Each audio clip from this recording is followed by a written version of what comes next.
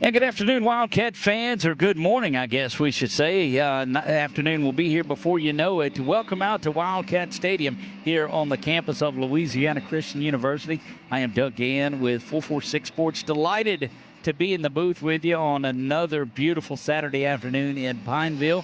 446 Sports and LCU's Convergence Media Department here together to bring you LCU football all season long, and you get the first look into the booth where we are here. I am joined by my partner in crime, Marshall Leffler, who joins us here. And let's take this opportunity to welcome Marshall into the booth. Marshall, welcome aboard, my friend. Good morning. Beautiful morning out here in Pineville. Glad you're watching with us, but if you want to come watch this game in person, please do so. It's a beautiful day for college football. Look, I have the worst marketing spiel for anybody. I tell people actively, do not watch our broadcast. We invite you to come out to the game because it's up on our YouTube and our Roku, and you can go back and watch it anytime that you want to. And for the very first time, we're going live on our pregame show in TikTok. I don't think we've ever done that, and I don't know that there is a need to. But, Marshall, how do you feel your first time there on TikTok live, too? Look, it's better to be famous than infamous, so I'll take it. There you go. So you were off with us on the road game. Cats coming off of a big win a week ago in Goodwell, Oklahoma. They were up by a touchdown going into the third quarter, end up winning that by 29 points, 56-27. It was the run game that continued to grind out and take care of business. But we talked to Ben a little bit earlier, Coach Ben McLaughlin, and he's just happy to be back home. Yeah, look, the recipe for the Wildcats on offense has been a recipe that has worked for a lot of teams over the years, which is establishing a good running game with Dalen Cunningham behind some really talented offensive linemen that are doing a good job setting up the run. Passing game, you've got Scott, who is a great possession receiver, runs great routes on the outside to kind of pierce the linebacking section of that defense, and then all they've done from there is just wait for Omarius Davis to get a matchup, to get a one-on-one, and he's won those.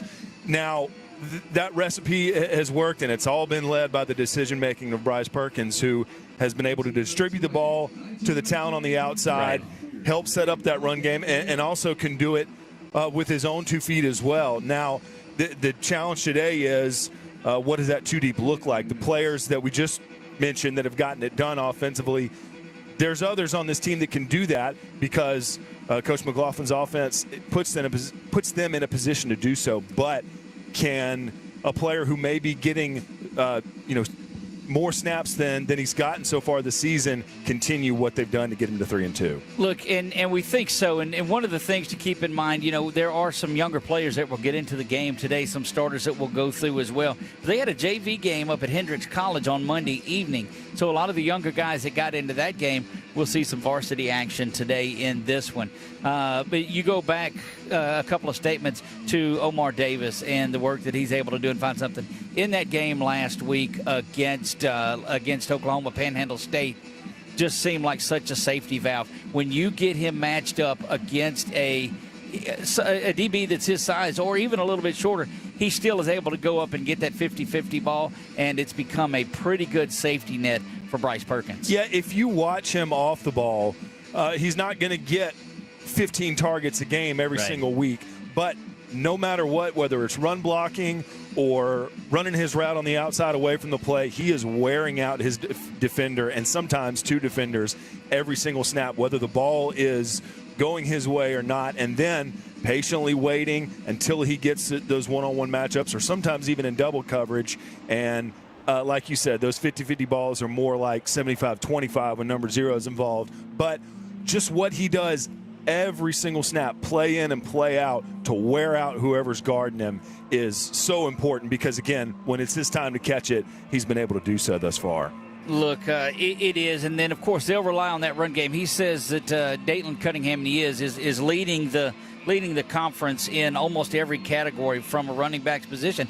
And I asked him, Coach, I said, at the end of the game, you had some 7-8 yard runs, and Dalen was able to pretty much take over and just feed him the ball. He said, Doug, you got to remember, we talked. You go back and look, those are 2 and 3 yard runs in the first quarter, in the first half, that turned into 7 and 8 and 9 yard runs at the end of the game. He said, so our philosophy doesn't change. We're going to come and grind out, but as we wear players down and the opposing defense is down, it's going to make a difference in the stat sheet. And we looked at halftime. Dateland's got about 70 yards. He finishes the game with 152. And in several situations, they've not had any issue going with them when they're behind in the game or where they're not necessarily up multiple scores. Of course, it's easy to lean on him when you've got a 2-touchdown lead or something like that, and you want to, just choke out the other team on the clock and on the scoreboard. But they've been able to go to him through all 4 quarters, really no matter what the situation is, because of that offensive line that does such a good job up front. J.D. Winans, the center, Christian Arnett,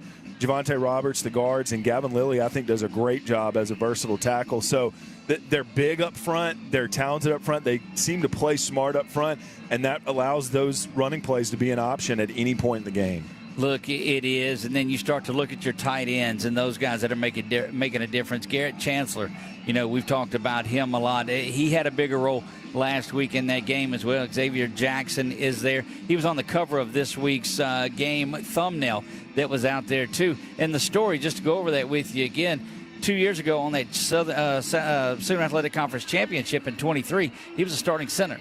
Last year was the starting guard. This year he was a grad assistant, and he was patrolling the sidelines and helping pour back into these young men. Tight end room got a little thin, called his number, and he's out here and playing and doing big things. So you're a guy that is used to blocking, that's able to get down there and continue that going. So great work there. One of the key points in that game last week came at the end of the third quarter when the Wildcats were back to punt, and there had been some momentum because they had a 3-touchdown lead early on.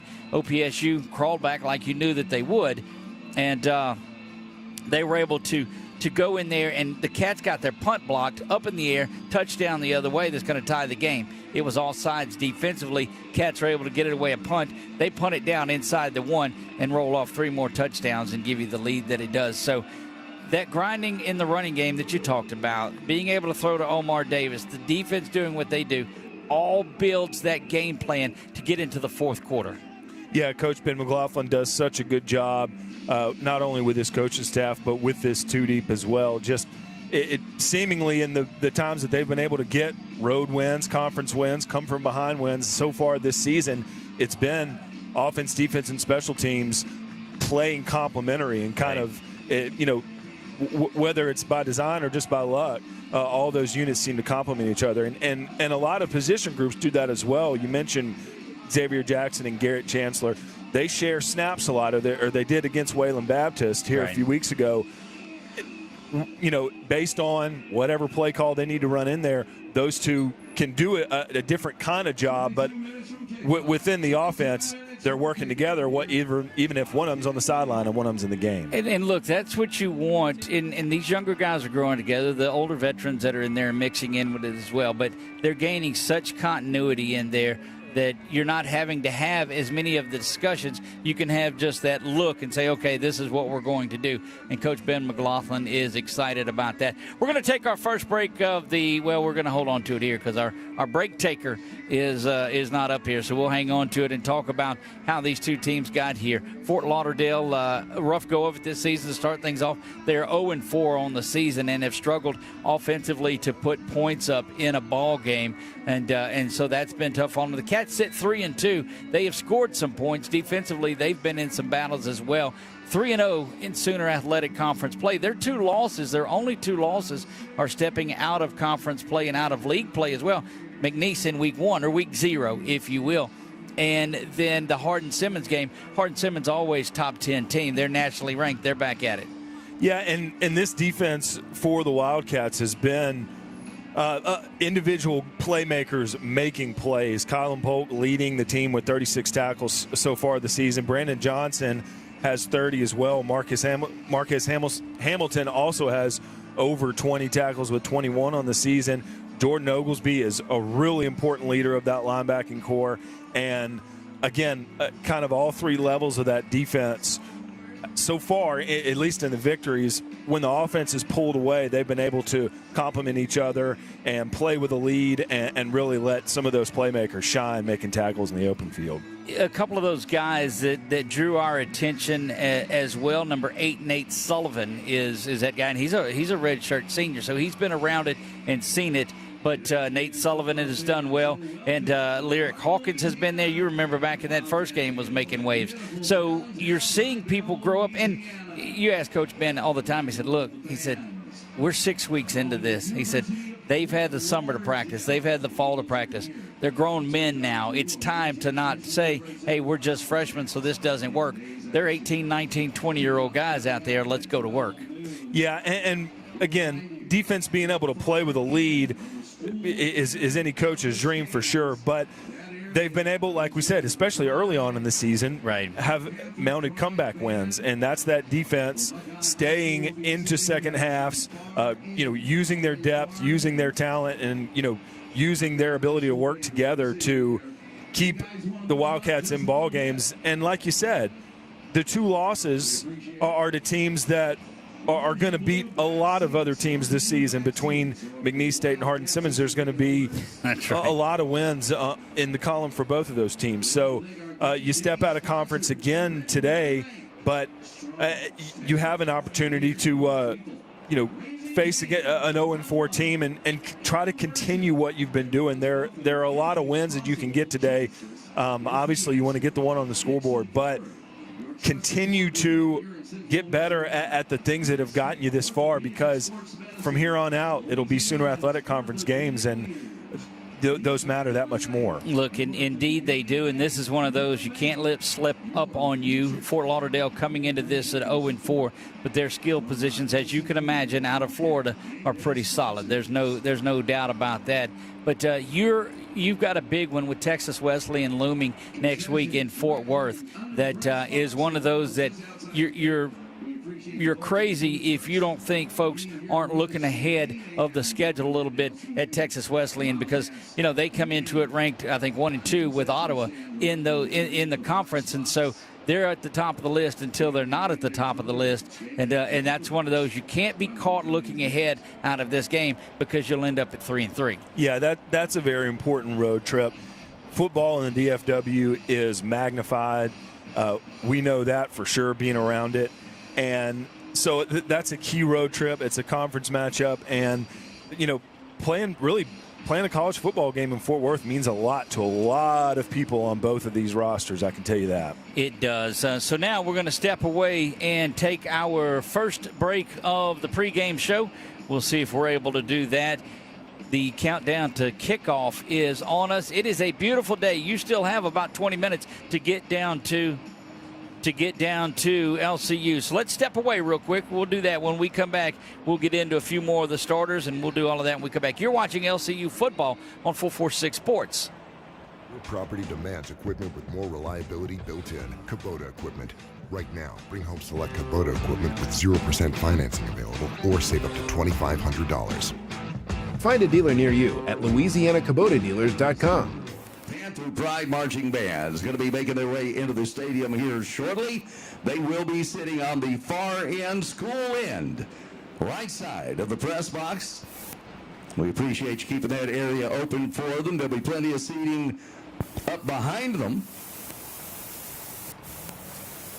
Folks, today's game is between the University of Fort Lauderdale Eagles and your Louisiana Christian University Wildcats.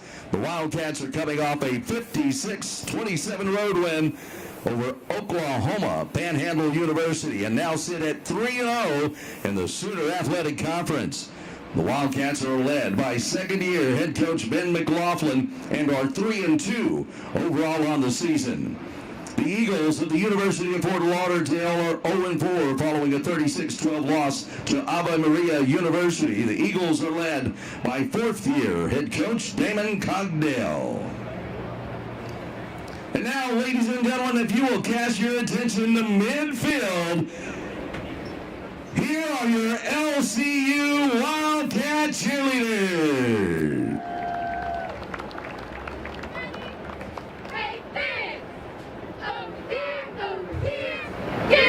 Get up, let's cheer.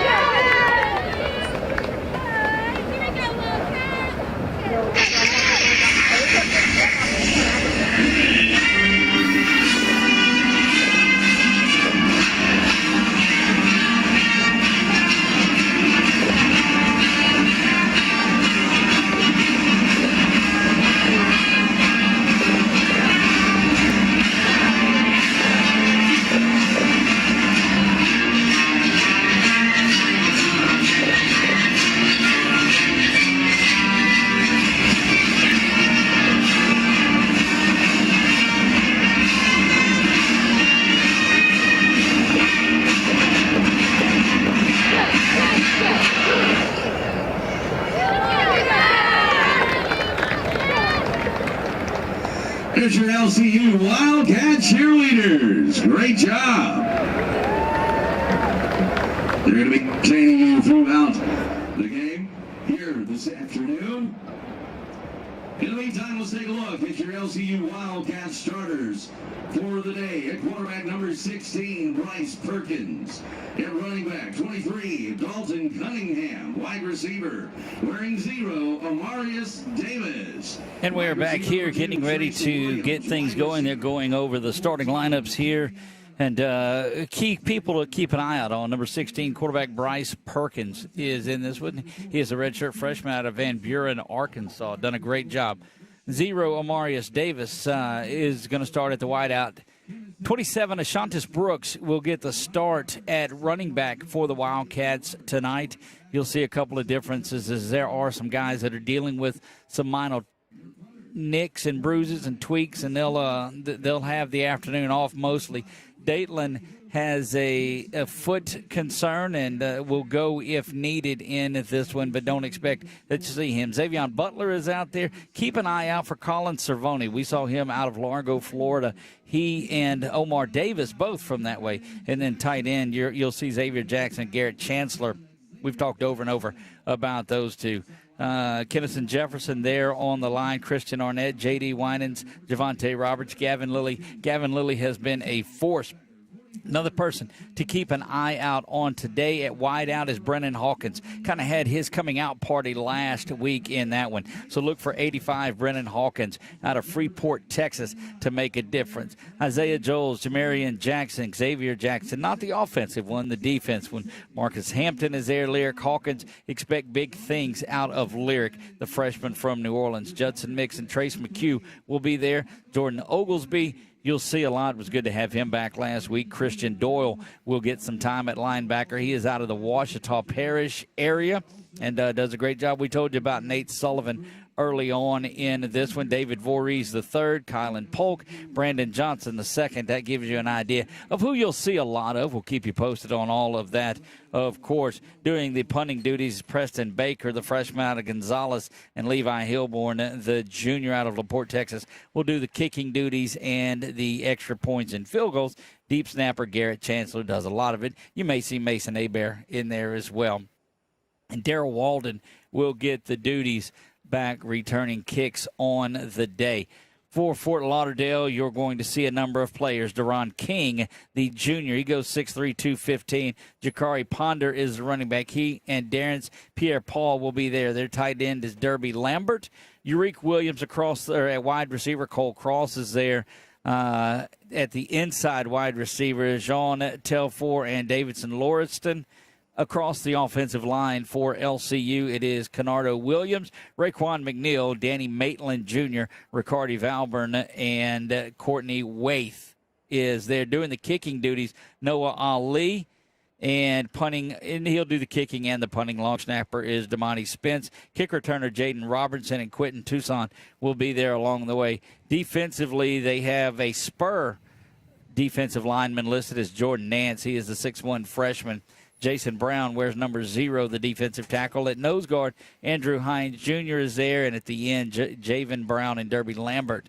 So Derby, we see, will play both sides of the football in here. At the Mike linebackers, Dante Mason. The wheel is Nathan Andrus, and Dante DeSantis is the Sam. Your defensive backs, cornerback Justice Johnson. The other side is Makai Bragg, and the two safeties, Jaquez Holloway and Jaden Robertson, and that rounds out the starters for this Fort Lauderdale Eagles ball club.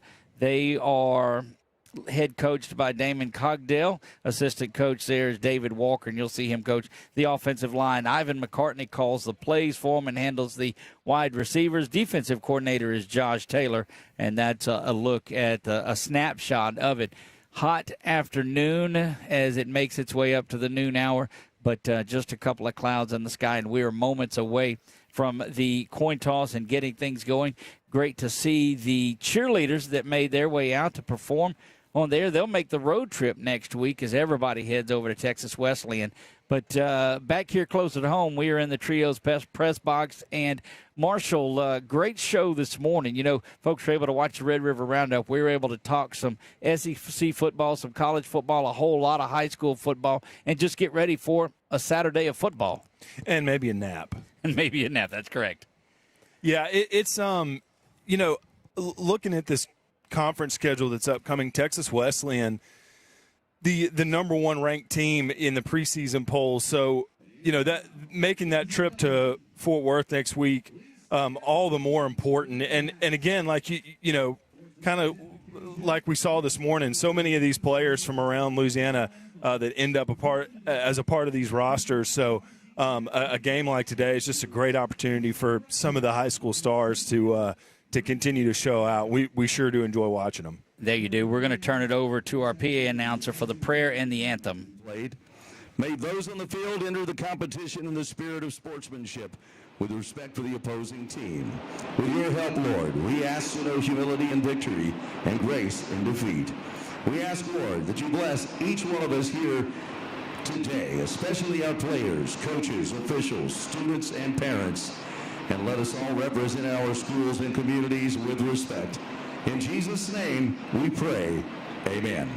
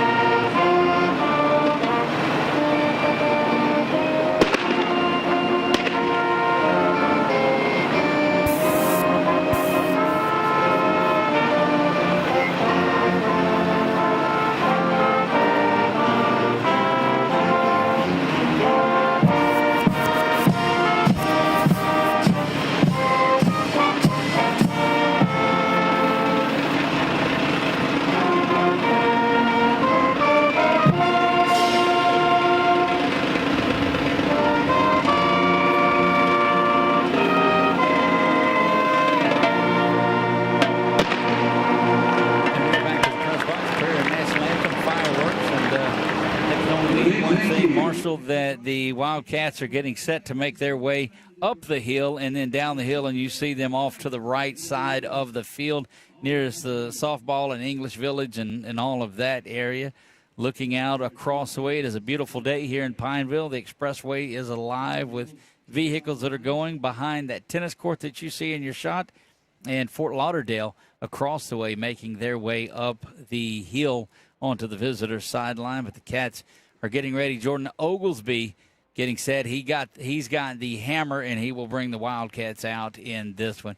Partner, it's going to be a tremendous afternoon for football when it finally makes it to afternoon. We're just a few moments away, but the Cats will make their way out here. You'll see the light show that is on there, the fireworks that are down in the Wildcats end zone. But let's just leave it and let you take a look at that. Louisiana, beautiful downtown Pineville. Now, Wildcat fans, claws up. Are you ready for some football? Who's got Wildcat spirit out there?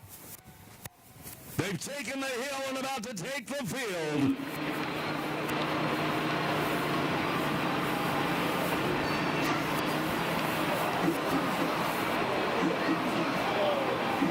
See, Jordan's got him. He drops the hammer, and here go the Cats. And look, it is a beautiful day as they make their way through the smoke and the sparks, and man, it is time to go. That is a fired up bunch. The Wildcats come out in, I think, our favorite uniform, because it is bright blue with big white block numbers, and that makes it easy for an announcer. Classic home uniform. Boy, it is a lot warmer at this kickoff than it was under Friday Night Lights yesterday evening. It feels like summer out here again. Look, it does, and this is October. We've rolled into October. They went away from their hydration breaks in high school and things like that, but we are underway. Captains will start to make their way out onto the field. You can see them on the far side for Fort Lauderdale. And who do you have there as captains, Marshall? Looks like 0 is there, Jason Brown. 55 is out there and seeing across 7, 4, 55, and 0. Deron King, who is the quarterback, is 7. 55 is Danny Maitland Jr. Who else did you have? 11? It's 4 and 0. 4 and 0. All right, 0 we got, and 4 is Justice Johnson. He is a sophomore cornerback. For your Wildcats, it is Jordan Oglesby that is out there at one of the captains, and Terrence Williams Jr., the senior out of New Orleans, out of Newman High School, is down there. So, yeah, and you saw this Wildcat coaching staff in the all black today over here at the 30-yard line, all kind of huddle up pregame. You can tell by the play call, and these coaches work so well together, and kind of watching the way they interacted just now before the coin toss, it's easy to see why. Yeah, no doubt about it. And we talked to a couple of coaches. They were going with the orange shirts beforehand, got that voted down. They ended up going the all black. They said, well, now that might not have been the greatest idea. But you see Coach Ben McLaughlin in his normal long sleeves. And I asked him about it off the air a couple of weeks ago, maybe. I said, how long do you wear those long sleeves like that? He said, look, I said, I'm just used to it. It's what we do. I said, so there you go. It makes him easy to spot. It's definitely a signature look for him. And, man, I have so much admiration for him, what he's been as a coach in Rapides Parish for years now. Not only at LCU but elsewhere, but I love the job that he's doing. Spent some time as a signal caller with the Trojans of Alexandria. He was over there on Coach Bachman's staff before he took the head job at Buckeye, and before ending up back here at his alma mater. Met his wife here, raised his family here, and he is Louisiana Christian University football. Yeah, it's such a, like I said, just such an admirable position that he's been in for so many years around here. And for him to be the face of this football program right now, I can't think of anyone better, and I can't think of anyone that anyone else would want to represent this university and this football program than Coach Ben. Look, without a doubt. And you looked right behind him, and you saw Coach James Wood, who is back there. He's a linebacker coach, strength and conditioning coach. He was on staff at Alexandria. He was on staff at Buckeye. And those two have formed such a great bond. We'll make our way down to, all right, he got out of that, so we won't have that. Of course, the Eagles from Fort Lauderdale will flip on this one today. We'll pull up the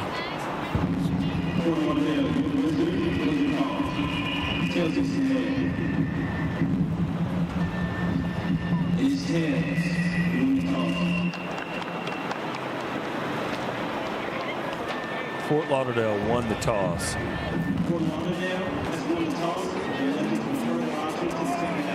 So they're going to get that Cats offense out there, and I understand you like to do that, but well, this fits right into where you want to be, because we've told you that Coach McLaughlin will sit there and they'll grind it out. It's unlike a lot of the Sooner Athletic Conference teams, and back in the old NAIA or D3 days, they like to throw the ball around a lot.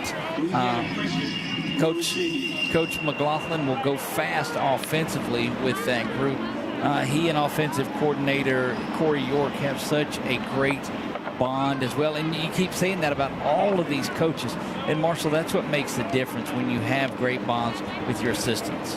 Yeah, I do think it'll be interesting to see how they play calling. We know will be there. We know that they're going to have an answer for what UFL is doing defensively, but it'll be interesting to see the personnel groupings today, the way that they go through this two deep and use different skill players and rely on that offensive line. Looking at the rosters today, kind of watching both teams warm up, you think LCU's in a good position to have some individual matchup advantages, across the ball from their man. So love to see how these, this first series of scripted plays carry out on offense and see if they can win those matchups early, not only on the outside but in the trenches as well. Well, we'll keep an eye on that. Back deep to receive for the Wildcats, number 27's to the far side, Ashantis Brooks. To the near side is number 82, Darrell Walden, and look for him to have a big day. Getting ready to kick things off is Noah Ali. He'll tee things up from the 35, getting the final bit of information from the official that's there.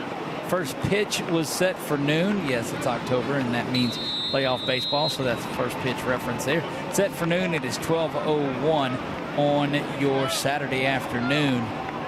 Ali looks at both sides of it.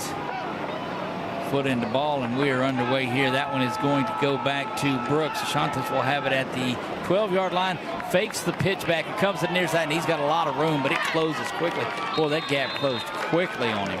Yeah, UFL got off a few blocks there, but a few of them were faked out by the fake reverse. Look, and that sets things up. So the Cats will scrimmage 1st and 10 from the 33-yard line as we get things going on, and we'll take a look. Expect Brooks to be out there running back, and he is. Xavion Butler goes to the wideout up top, and Omar Davis to the near side. So you've got a couple of tight ends that are back there too. Boy, you got an H-back and a tight end.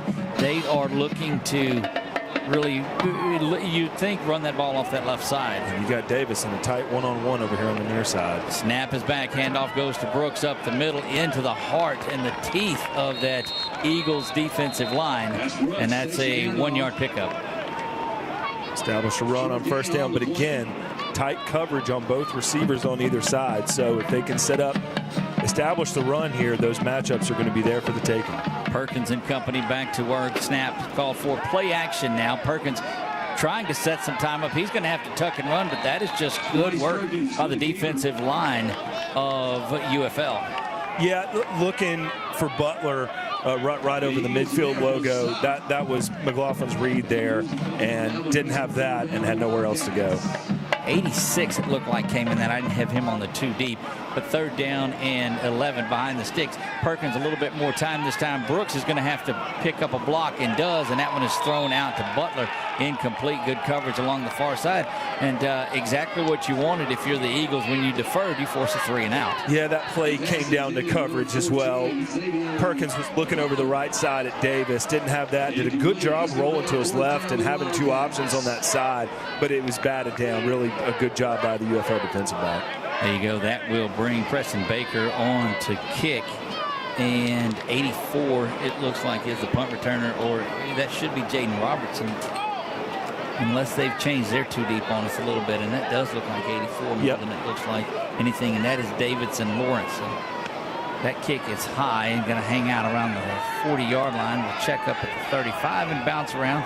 Everybody gets out of the way. It takes a good Wildcat roll down to the 32-yard line, and that's where the Eagles will take over 1st down and 10.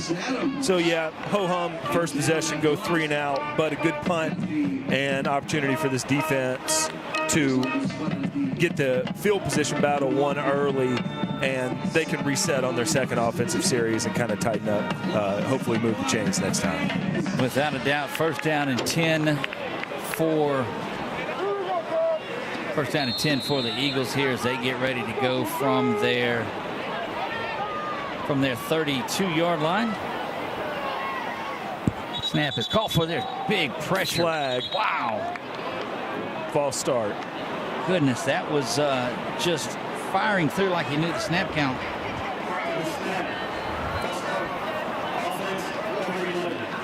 Was that number 99, Doug? Yeah, Jamarian Jackson, who just absolutely flew through there. That's one of those you would like to decline, but I mean, he got it once it started. The play was over. 1st down and 15. That moves it back to the 27-yard line. Line to gain is the 30. Oglesby lining up with Rowan and Hampton on that defensive line next to Jermarian Jackson. King back there in the shotgun. He has Ponder flanked to his right. Motion comes across in front of him. Snap is back, and they'll stop things again. It's going to be offside. I mean, false start again. Boy, this is.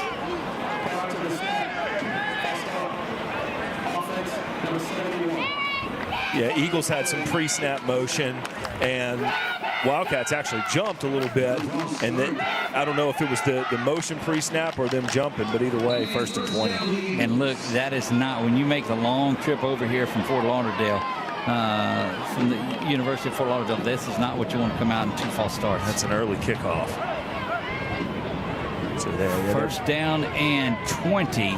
Again, back to the 17-yard line. Eagles going backwards. They'll snap, throw this one off to the right side, looking to make a stop, and coming up and making a pretty good open field tackle is Trace McHugh. Yeah, Trace McHugh did a really good job reading that screenplay.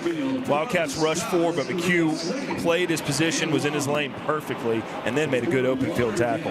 Look, the Cats have come to the ball quickly. We saw on that first one, the young man firing through there, Jermarian Jackson, that came in, but it's just been like what I'm seeing on the first couple of plays. And I really like watching McHugh play. Yeah, second down from the 15-yard line. Snap is back. King looking for help, going to go over the top of it, but just pure man battle. And who is it that's back there? Nate Sullivan. And we told you early on in the pregame to keep an eye out on that young man. Marcus Hampton got in the backfield, and I think Kendall Rowan did as well, but Hampton had a hand in the air, jumping, getting in the face of the quarterback at the time he released that ball, caused it to kind of put way too much air under it. 3rd and 20. 3rd and 20 to go here for this Eagles defense, or this Eagles offense, and you got to love the situation the Cats are in. If they can force a punt from down here back to pass, they'll throw that little inside screen, but it is met instantly. McHugh again. Look, right on. Boy, that's too easy to do. Right on McHugh. He goes in there and gets that. You'll learn that, Marshall, unfortunately, that there's a cheesy joke in the middle of it somewhere. Look, the cheese was Swiss cheese on the offensive line there just now on that last rush. The Wildcats kind of stunted and switched places and rushed different lanes and blew up that play immediately. 4th down and 23 now. Walden back at the 49-yard line, so just a foot into negative territory. Should get great starting field position. That kick is away, not a great one, and it checks up at the 35. We'll get a Eagles roll down to the 47, but the Cats will start in plus territory on this one. Yeah, it ends up being an okay punt, over 40 yards. But like you said, Cats will start inside of Eagle territory and can probably shore up what happened, kind of like I said, a dud on the first offensive series with a 3-and-out, but hopefully they'll be able to move the chains pretty quickly here. Keep your eye on the bottom of the screen right at the 50-yard line. That is Omar Davis. He'll make his way up there. This is where they like to go down and take a shot on a play that you get in plus territory. No safety help over the top of any significance. Playing a 1 deep.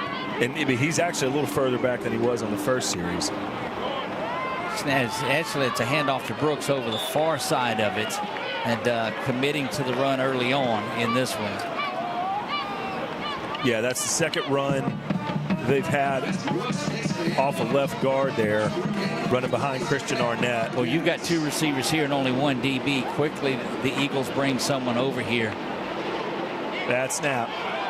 Oh, good job by Perkins to pick it up. But that's going to be a loss of 12 on that part, 13 on the play.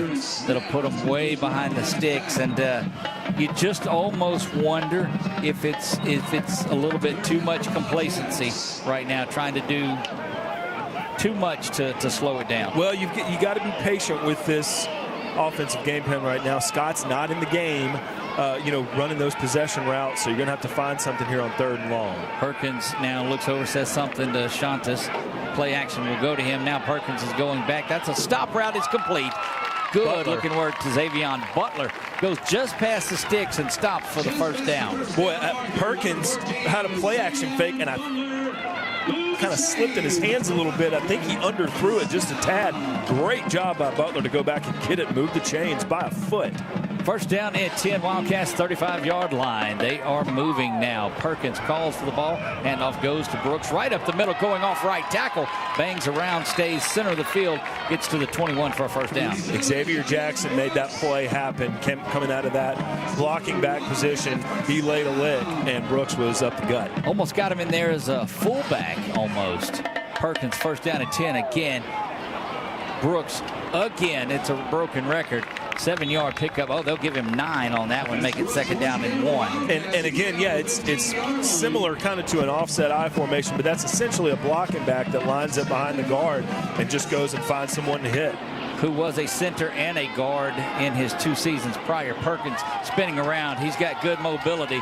Trying to get to the corner. Does a little bit of a stiff arm, but is going to be driven out of bounds at the 9-yard line. Yeah, and really calling his name again, Jackson has picked up the pressure and allowed Perkins to at least get his feet under him, running to the right side. Got a few yards.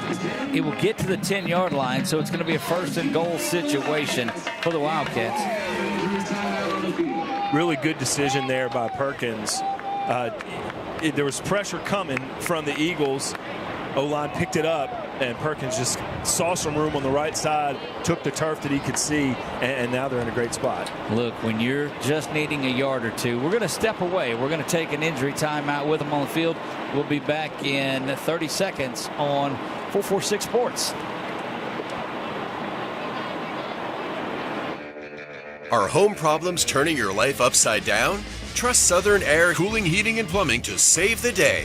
From keeping you comfortable to plumbing repairs and even generators, we do it all. Southern Air Cooling, Heating, and Plumbing, your one-stop solution for AC, plumbing, and generators. If you need us to save the day for you, call Southern Air Cooling, Heating, and Plumbing or visit us online at southernairnow.com. First and goal for the Wildcats. Claws up, Wildcat fans. We are back here to Wildcat Stadium. First down and 10.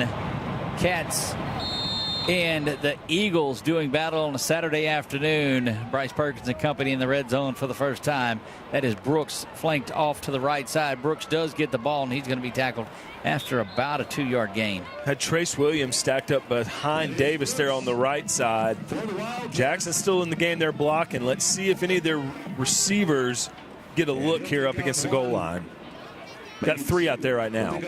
Well, you've got him right behind almost Gavin Lilly. Now he switches to the other side. Does Jackson go?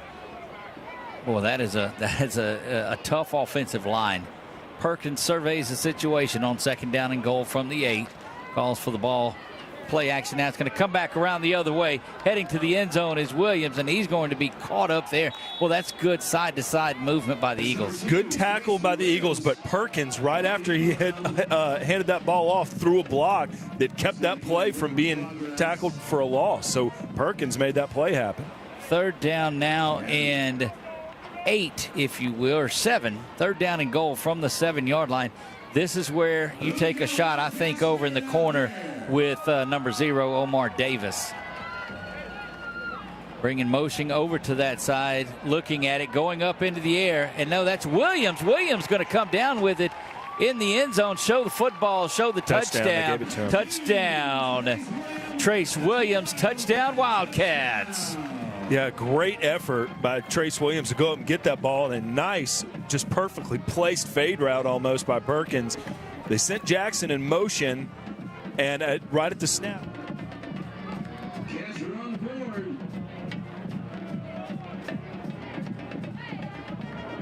By Hilborn set for the PAT out of the hold of Bryce Perkins. Snap is back, hold there, kick is up, and Hilborn puts it through, up and over the hill. That kick is good. 7-0 Wildcats lead it here on a beautiful sunny Saturday. We will be back right after this. Wildcats strike first, 7-0, they lead it. You're watching LCU football on 446 Sports.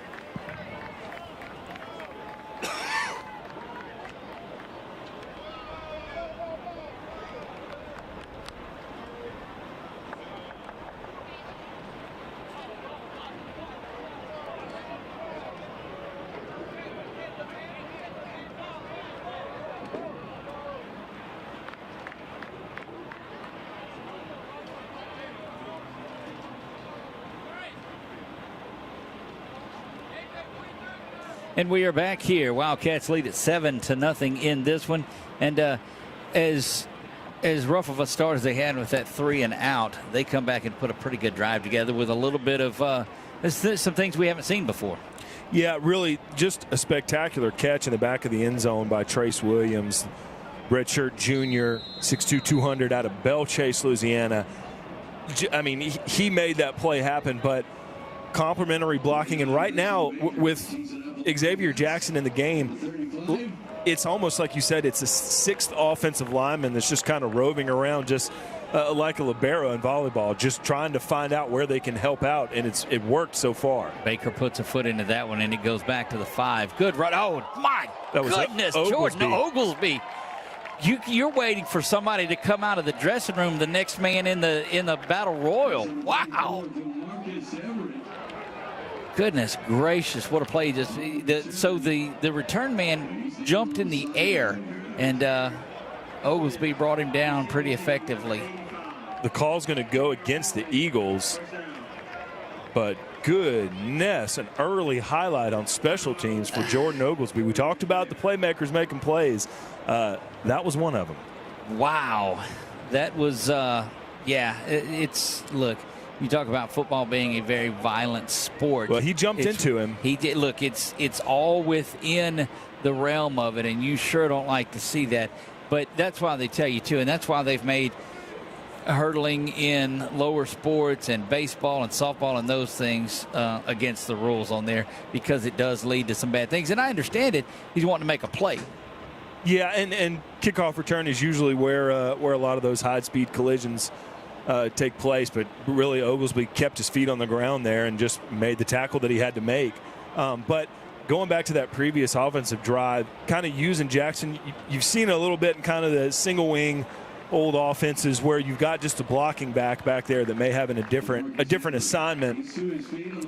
They aren't. LCU's not running that with misdirections and fakes and things like that. But if you watch Xavier Jackson, and I can't help but have an eye on him almost every time they snap the ball, he has a different assignment every time, and someone specifically gets targeted, and it usually either opens up a hole for the back or gives him a little bit of time to throw for Bryce Perkins. So I really enjoy watching number 89 on offense. Well, here we go offensively for the Eagles here, led by Deron King. He is 2 for 3 on the day, -3 yards passing on this.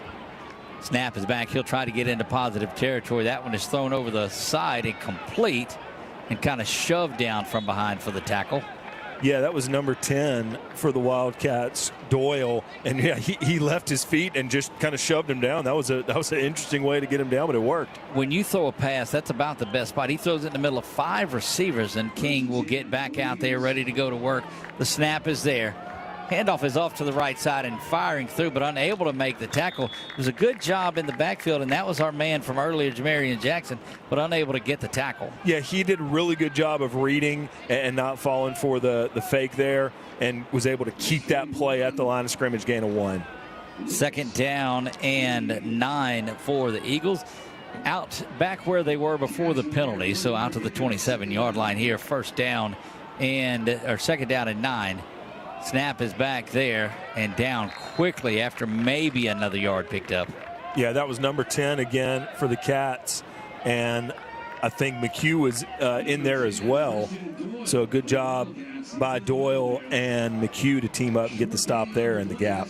Well, that's just 2 guys that you'll hear a lot of this today and this season. Tight coverage on the Wildcat corners.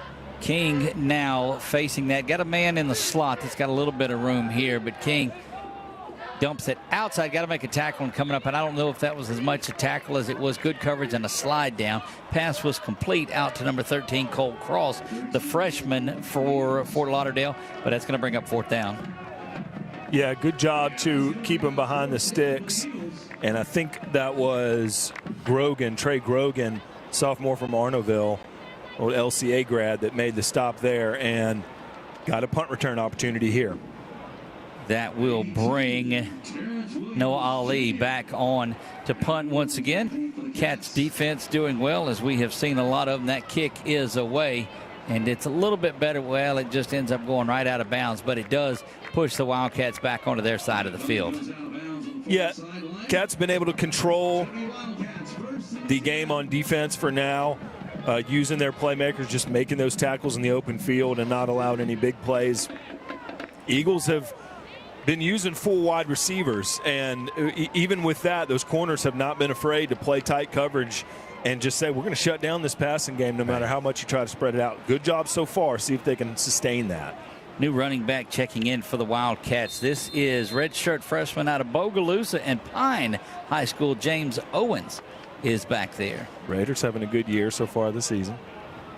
Owens now flanked to the left side, and Perkins moves him over about half a step.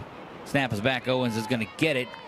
Good room, good shifty move back to the center there. He's going to pick up 10 yards, 11 yards on a first down. And another good block by Perkins. If you watch it, he chipped from the weak side there and really gave Brooks the room that he needed. It was Bryce Perkins that made the block.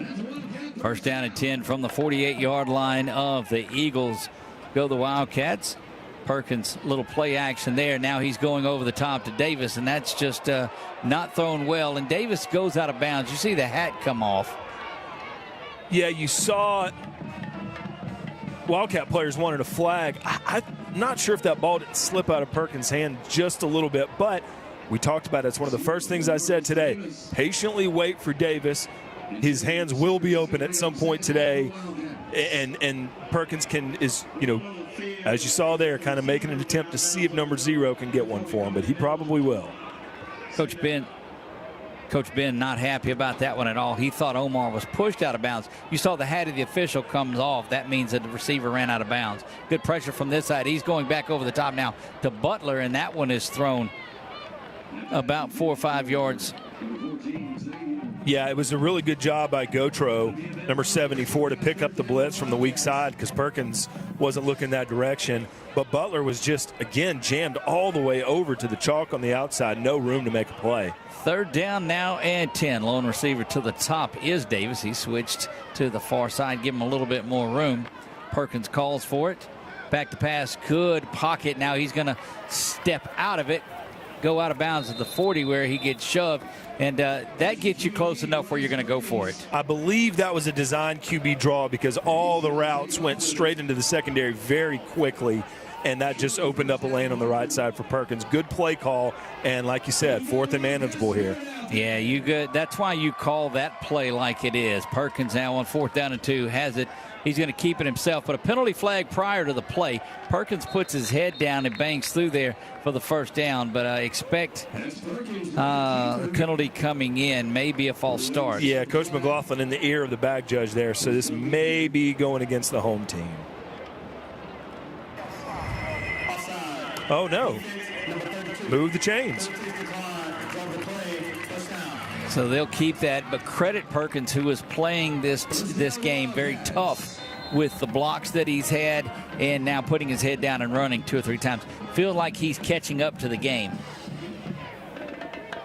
First down and 10 now from the 35-yard line for the Wildcats. Perkins bobbles that snap again, and he's going to go down and just hang on to it. And that's 2 exchanges that we've seen that have not worked out well. Jaden Wells is the tight end that's lining up to block in the backfield right now, in for Jackson.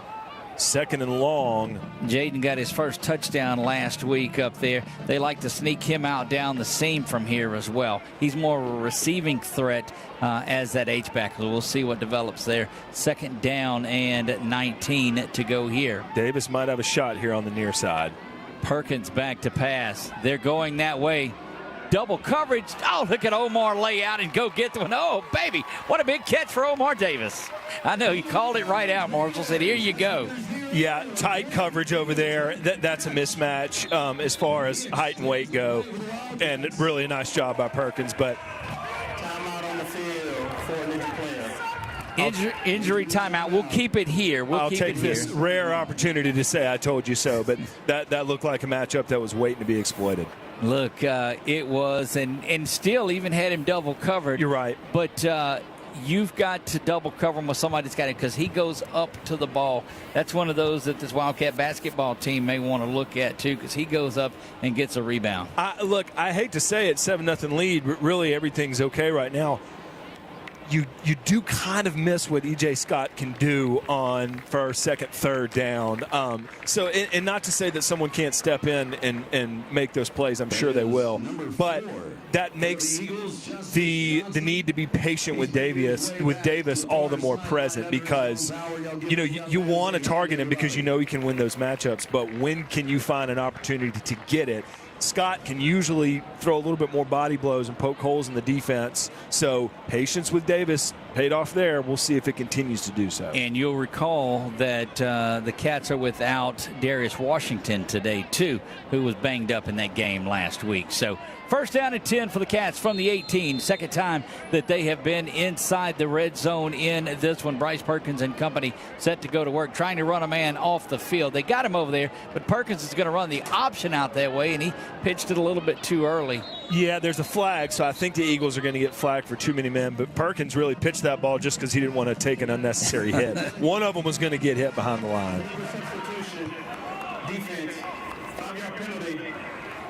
Yeah, I think that late sub probably confused all 22 or 23 in this case on that play. And you saw him running off, and I mean, that's a penalty that it had no bearing on the game whatsoever, but you've got to get the guy off of the field, and that's why Bryce went ahead and snapped that football and got that done. So we roll into first down and 5 now. From the 13-yard line we go. To see what attention Davis draws and how they react to it. Tight coverage again. One back to the near side.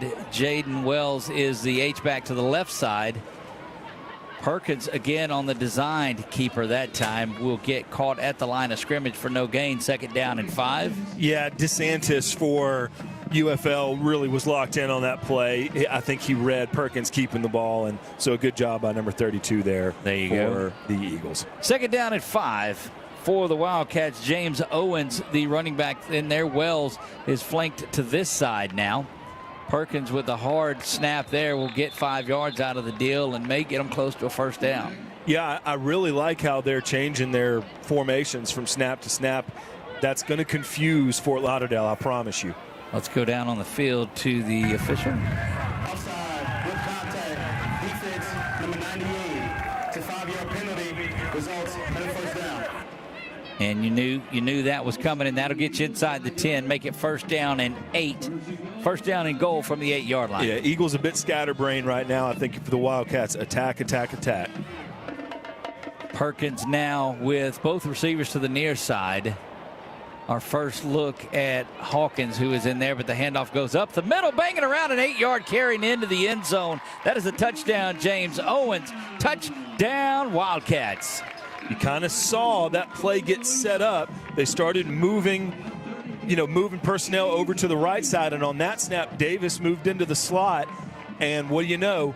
Running back goes left. So this play calling right now is confusing Fort Lauderdale's defense, and it's working. Look, and that's something that you work on all throughout those first 5 games that they played that got them to 3-2. And it's on display here. Levi Hilborn set to try the PAT. It is up. It is good. And we have 14 on the board. 14-0. Cats lead at 2:35 to go in the first period. We will be back right after this. You're watching LCU Wildcat football on 446 Sports.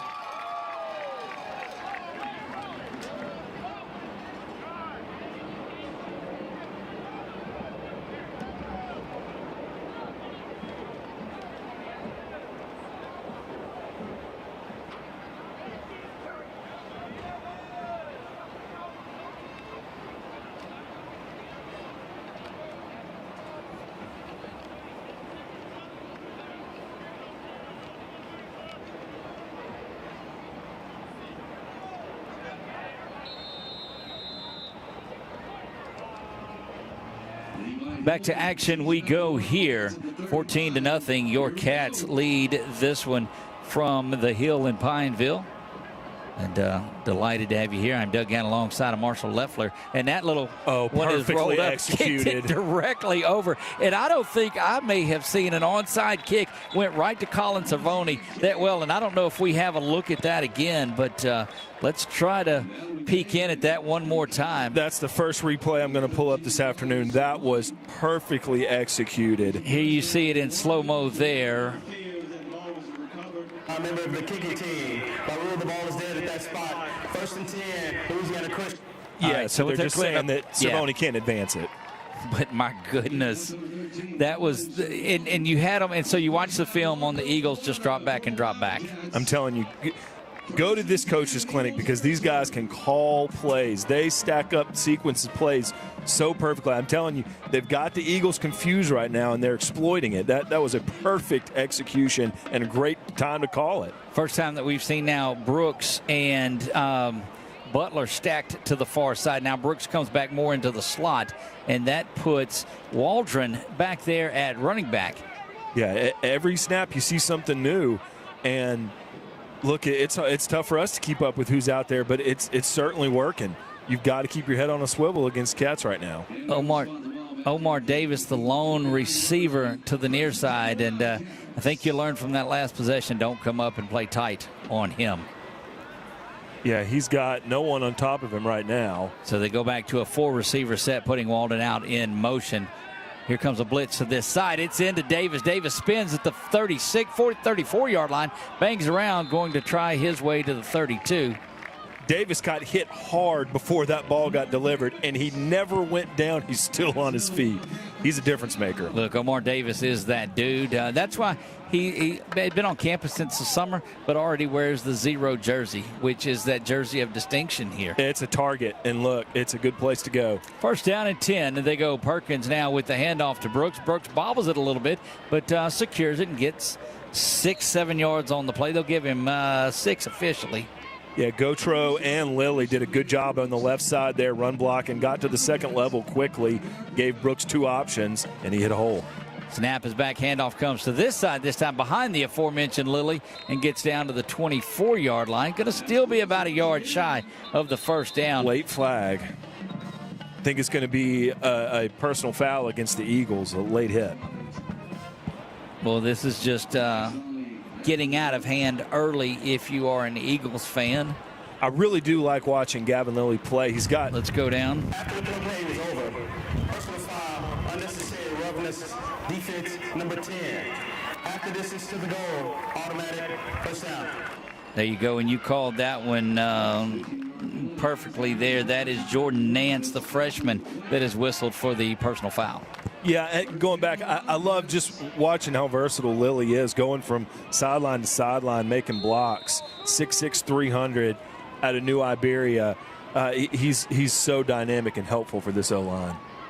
Play action there. Spin around to Walden again. He's trying. No, it's up. Boy, that is just the best play action in the world.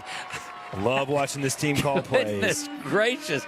Look, I've got to take. He fakes to Walden, does a play action that is just out of this world, and Omar wide open.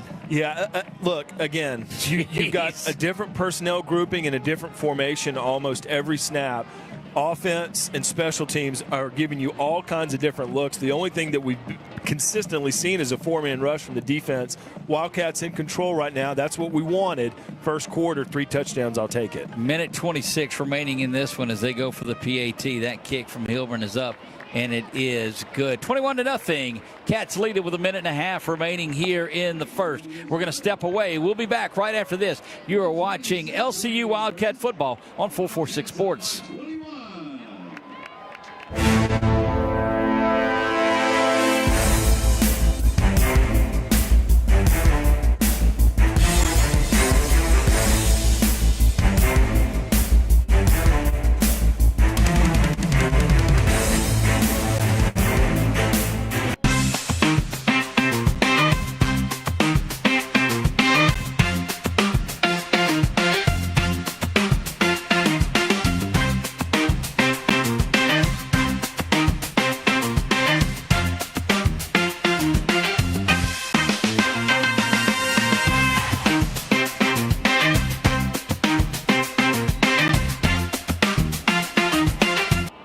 We are back here to Wildcat Stadium. Wildcats lead this one 21-0, and the Eagles are up on that line this time, preparing for, but not necessarily expecting another onside kick. And that one is kicked away. It's high, and it's going to be shy of the goal line, out to the 3, and nearly a slip down there. but a takedown, and that flag comes in from way back. Things getting a little chippy on the back half of this one, and so that may be 15 yards coming.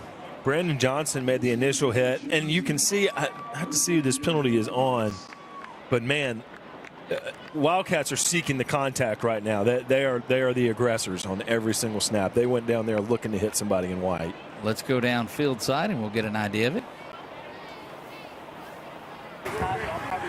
During the return, holding receiving team number 14.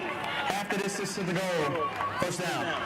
As if it's not been bad enough for this Eagles team, Marshall. They have committed a lot of penalties that you don't want to get off the bus with. Yeah, LC really doesn't use a bench on their sideline, but UFL's is full right now, and it's kind of situation you'd rather see those guys up near the sideline, but they're pretty dejected right now. Hopefully they can get their act together and get back in this game.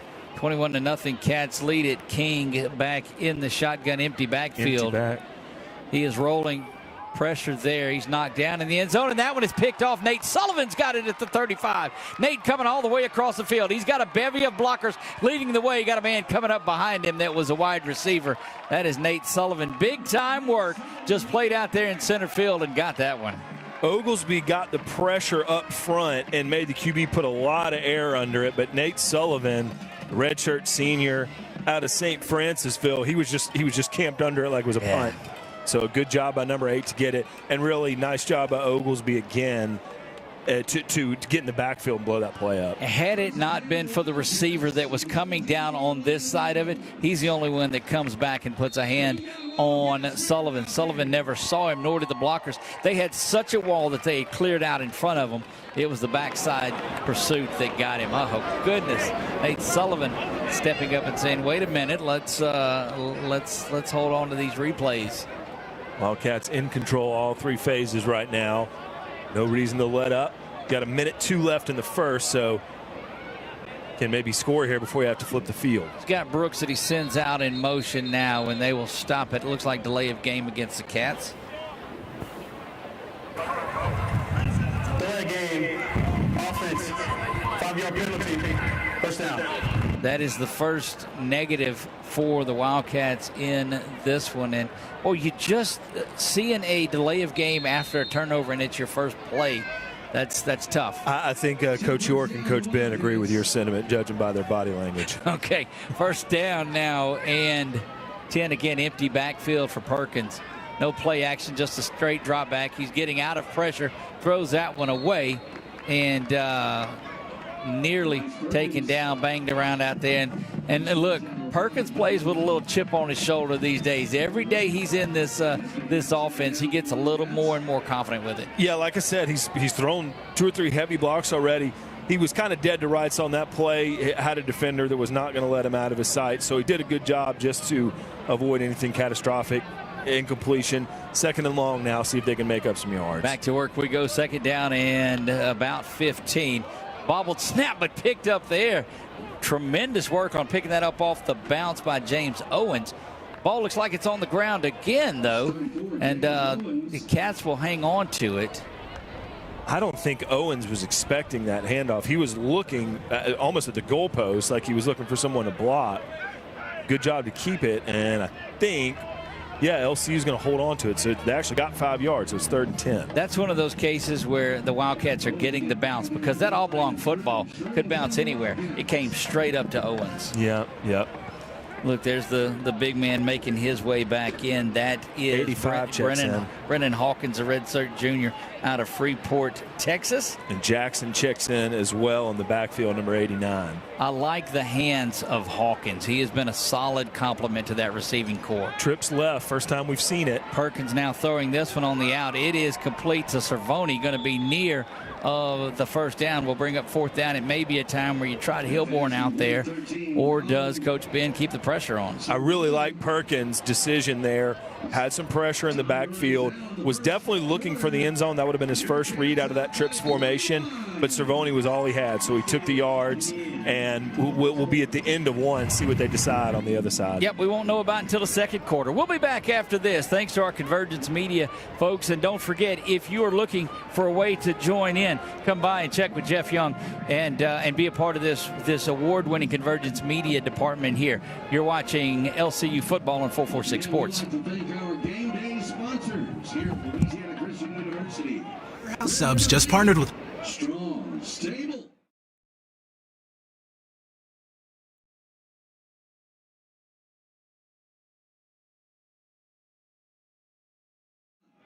Midstate Orthopedic and Sports Medicine, Louisiana's orthopedic leaders, and the Evangeline. Are home problems turning your life upside down? Trust Southern Air Cooling, Heating, and Plumbing to save the day. From keeping you comfortable to plumbing repairs and even generators, we do it all. Southern Air Cooling, Heating, and Plumbing, your one-stop solution for AC, plumbing, and generators. If you need us to save the day for you, call Southern Air Cooling, Heating, and Plumbing or visit us online at southernairnow.com.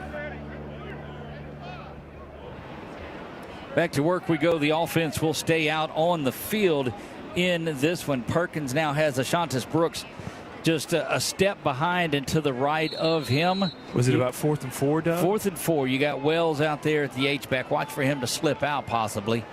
Rolling that side. They do find Wells. He's got to get to the first. Slips out of a tackle that would have stopped him beyond it, but that is all Jaden Wells close. Getting that one. I think he might have it. Goes just past the 13, which is where he had to get to. But I'm telling you, he's slipping blocks. He's doing a lot of things and just wheeled his way into that one. That's a great play by both sides. It was a design rollout and really a good job by the Eagles to hang in there and fight for every inch.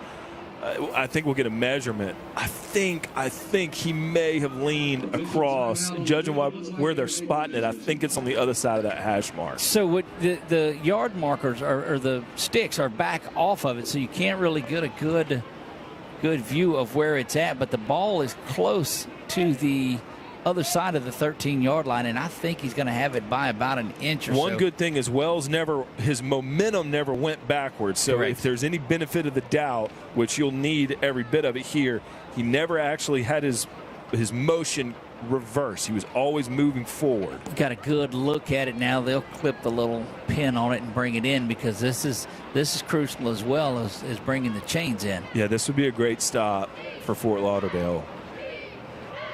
Rolling the dice again, continuing to. You see the chain, and they're going to stretch it out a little bit, and Lee's going to be short. Oh, wow. He's going to be short by about 6 inches, and that's going to be a turnover on downs, and we'll go to Fort Lauderdale on that one. And my goodness, that was a close one. Yeah, credit to the Eagles there. You look, down 21-0, and you sell out to stop a guy from getting the extra 2 inches that he needed.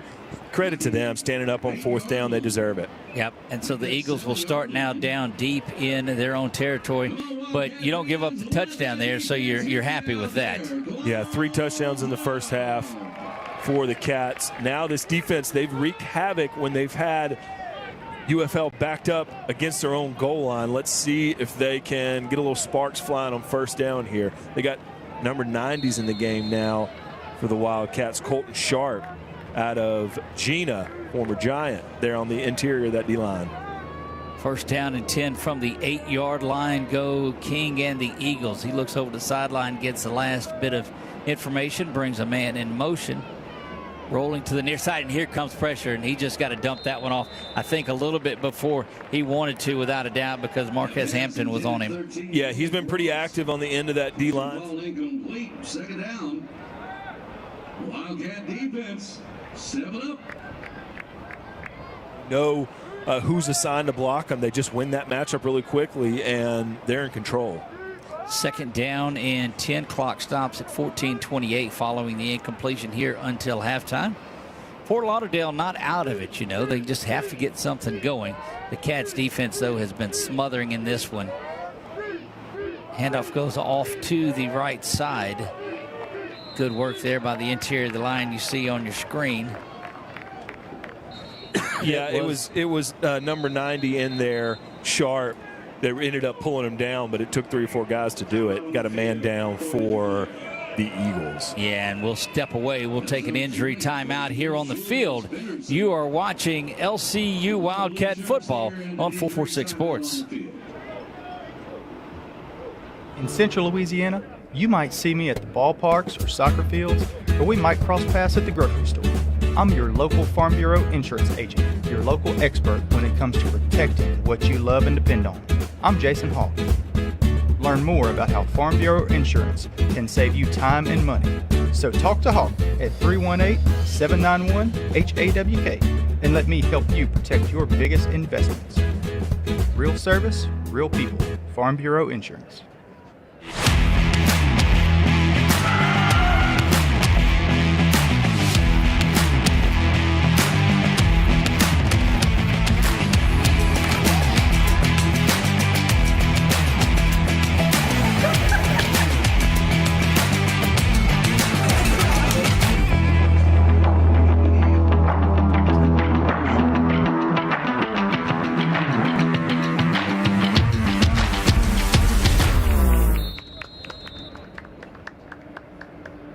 And we are back here. Good look at the campus and the school on there, and LCU, your future awaits. 3rd down and 8 now for the Eagles. Like a new quarterback that's in there. There's going to be a hold that is there wide open on there, but that's going to come all the way back. That's certainly not how you wanted it to happen, but expect the hold to bring things back. Yeah, Sharp got held up there in the middle, but it was Hampton and number 94, Daryl Cottenham, that were able to get in the backfield. Cottenham, freshman out of Byrd High School in Shreveport, and they were able to draw the flag there. And it's coming back. There you go, and yeah, you saw that all when everybody else is running down and your quarterback standing there, he understands what happened on there. And again, it looked like Coden Brown, the freshman, 6-foot freshman, 185 for the Eagles, is back there. And what a great play. It's a wide open receiver off to the far side. Yeah, I'm curious if they've got an injury at QB or they're getting a different look in there. Could be just taking a series off to look at something, getting there with the coach. Ball goes back to the 5-yard line. It'll be 3rd down and 13 because it was a penalty from the spot of the foul. Kind of moving some receivers in closer to the tackles because they got to go deep here. Tight man coverage for the Wildcats. Offside, so going to be a free play, but it's the run off to the right side. And that'll get them 5 yards back. They'll repeat 3rd down on it. Yeah, they set up the pistol there. I'm curious if that was the design, if that was the intention to run it on 3rd down. Offside. Defense number 90. 5-yard penalty. 3rd down. Yeah, that was Colton Sharp. Yeah, he was just eager to get in the backfield and get his name called. But yeah, it looked like just a draw play. I'm not sure if that was what the Eagles were intending to do before they just realized that it was an offsides. But conservative play call there. So still 3rd and long, but a lot more manageable. Yeah, you weren't going to. That's not a play that gets you the 1st down, right. We don't believe. So 3rd down and 8 now. And that is still the second quarterback, Coden Brown, that is in there. Brown back to pass. He's getting pressure, ducks under that one pretty good. Rolling the pocket all the way to the near side, stopping and coming back, and was going to be caught, but doing a great job defensively coming up and making that play was number 29, Amir Franklin Sanders. Cameron Leonard and Kendall Rowan were in the backfield there for LCU, but really that was a great job by the QB there to avoid the pressure. Look, and I'm telling you, that ball is caught if not for Franklin Sanders coming there and just knocking it away. Didn't take a big hit, but just had to disrupt things. We'll see what we got here. Illegal touching of a forward pass by an eligible receiver. Offense number 29. All right, so you'll notice to the near side. You'll notice the side judge doesn't have a hat on. That's twice that we've seen that happen. And he's down at the bottom part of your screen that's on here out near the 38-yard line or so. You see him just in the corner by Coach Ben right now. Doesn't have a hat on. And the idea behind that, Marshall, is when a runner runs out of bounds, he can't be the first one back in to touch it. So the hat comes down just to say, hey, if he touches it, then that's it. credit to Leonard, the redshirt sophomore from Jonesboro Hodge High School. He was really all over the field on that play at both ends. That one bounces around, going to be trouble. Here comes pressure in the backfield, and that's going to be a sack and a safety. So a safety, an onside kick, a reverse trick play. You are getting your money's worth if you bought a Wildcat ticket. And then Johnson, the second, comes in and gets that one, and that's just about as bad as things could happen for you. Yeah, bad snap, really. I mean, at this point, I kind of want to see a punt return, but the timing was totally off. The snap made it about 3/4 of the way back there. And your screen here, well, we didn't see it, but you saw that low snap got him. And going against an 0-4 team, this is what you come in and you have to do. You still have to execute as if you're playing a 4-0 team. So far, they've done that in the first half, but don't let up. Don't mentally get loose, or don't start to abandon what you would do in any other situation. Just execute every play, and if the scoreboard rewards you, that's all the better. First down and 10 for the Wildcats. If you're going to get something and really get this game in control, if you've got anything you want to dig out of your bag of tricks, this is probably the time to do it. Yeah, and it's always a situation to just establish the different kind of running game that you want to establish, because sometimes you're behind and you still want to run the ball. So always perfect that running game, no matter who's in the game and really no matter what the score is. See what you can do on the ground, because you know you can make it happen in the air. Walden and Brooks back deep to receive. Von Darbone is in the game. He's number 43 over at the 40-yard line. I say that because he was part of that 1-2 punch for the Trojans last year at running back. So good to see Vaughn into the ball game here. That is made by Brooks. Bounces off the shoulder pads at the 35. Side steps, but unable to spin and get loose. And good coverage by the Eagles there. Still a little chippiness out here. Yeah, really good job there by number 14 for the Eagles to pursue that play and kind of make sure that Brooks wasn't able to advance there. That was Jacoby Hastings from Hollywood, Florida. 23-0. Cats lead this. They put 3 touchdowns up in the first quarter, and now a new receiver in the game for the Wildcats. 34 comes in the backfield over there is James Owens. I love our pregame meetings. Snap is back. Perkins is going to a little toss back to Phillip Jones, and that one blown up in the backfield, and that's going to go over to the Eagles, and that's probably the last thing you wanted to happen. Yeah, Jordan Nance, who actually Should be recovered by number 10. That's Jordan Nance. Fort Lauderdale. First and 10 for the Eagles. By Fort Lauderdale's defense was insane. Do have one player on their roster that I can find from Louisiana, actually 2. One from Sophie B. Wright, New Orleans, one from Broadmoor in Baton Rouge. Wide receiver number 23, Kenneth Hawkins, and also number 38, Cristiano Reyes, a punter. So the boot represented on this roster. There you go. From the folks out in Florida. Look, your high school kids say, hey, you want to come play football in Florida? Yes. 12:44 to go here until halftime. Wildcats in control of this one, but their first turnover of the game gets them deep into their own territory. Eagles trot out Coden Brown once again. And false start is going to be whistled, it appears.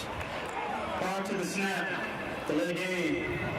Oh, goodness. 5-yard penalty. First down. Instead, it is delay of game. We'll move the Eagles back 5 yards.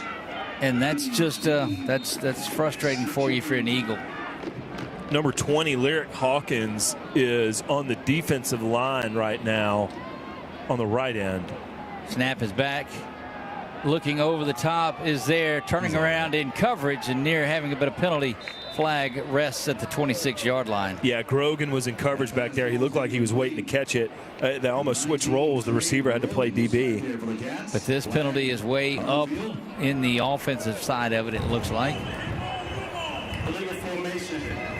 Offense, number 71 lined up in the backfield. 5-yard penalty.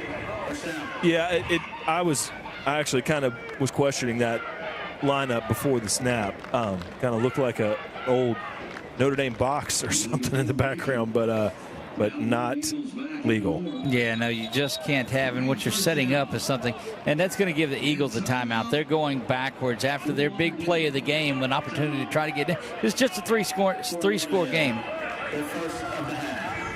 First charge timeout. We'll take it with them. Be back. You are watching LCU Wildcat football on 446 Sports. There's a reason why. Just outside the gate, we're happy to have those fine folks out there with us today. And the restrooms. We're on the press box as well.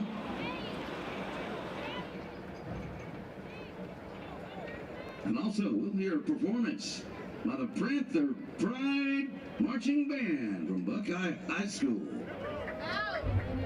There's a reason why more of your friends and neighbors talk about their cataract surgery at Wallace Eye Associates.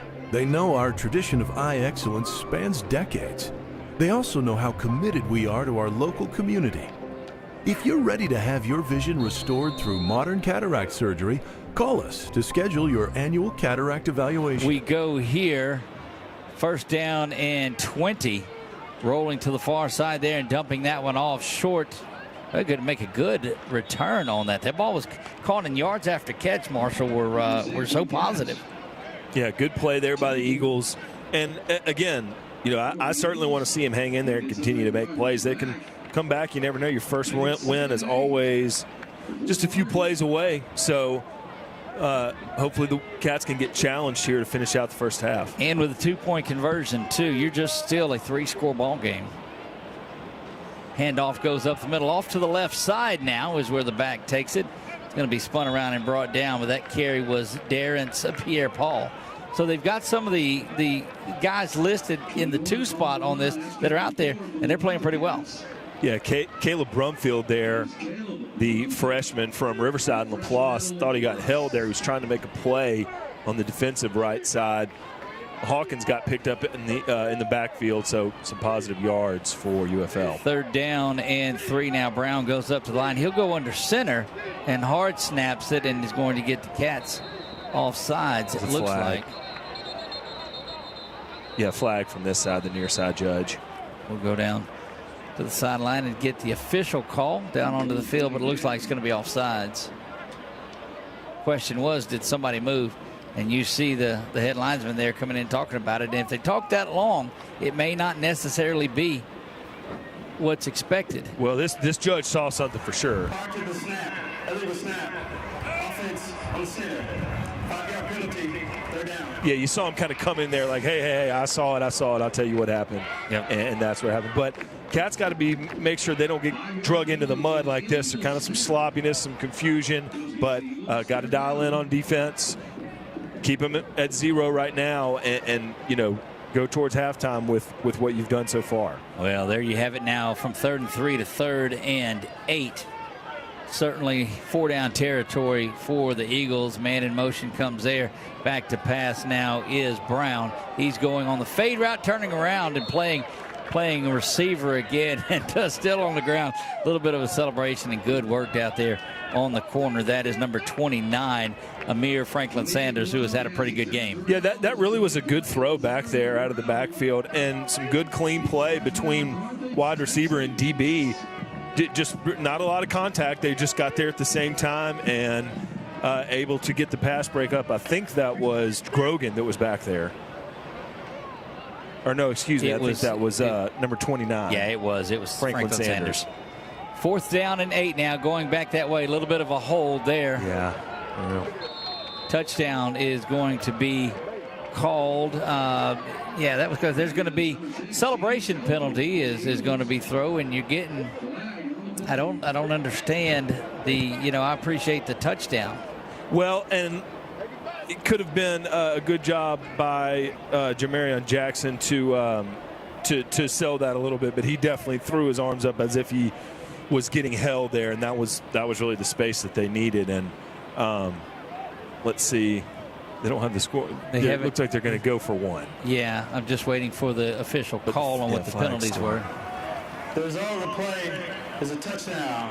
After the play was over, unsportsmanlike conduct, offense number 6, his first, taunting. That 15-yard penalty will be enforced on the succeeding kickoff. So that is a 4th down play that is made. And somebody somewhere is saying something similar to act like you've been there before, but we'll let them say that wherever they are this morning. That's correct. PAT pending. That kick is up, and it is. It was wide right. Yep. Yeah, no good. So it stays at 6, 23-6. Cats lead this one. They scored 23 in a row before the first points on the board. We'll be back in 30 seconds. 10:53 left in the first half. We'll be back on 446 Sports. As the Wildcats regroup, get ready to go back on offense.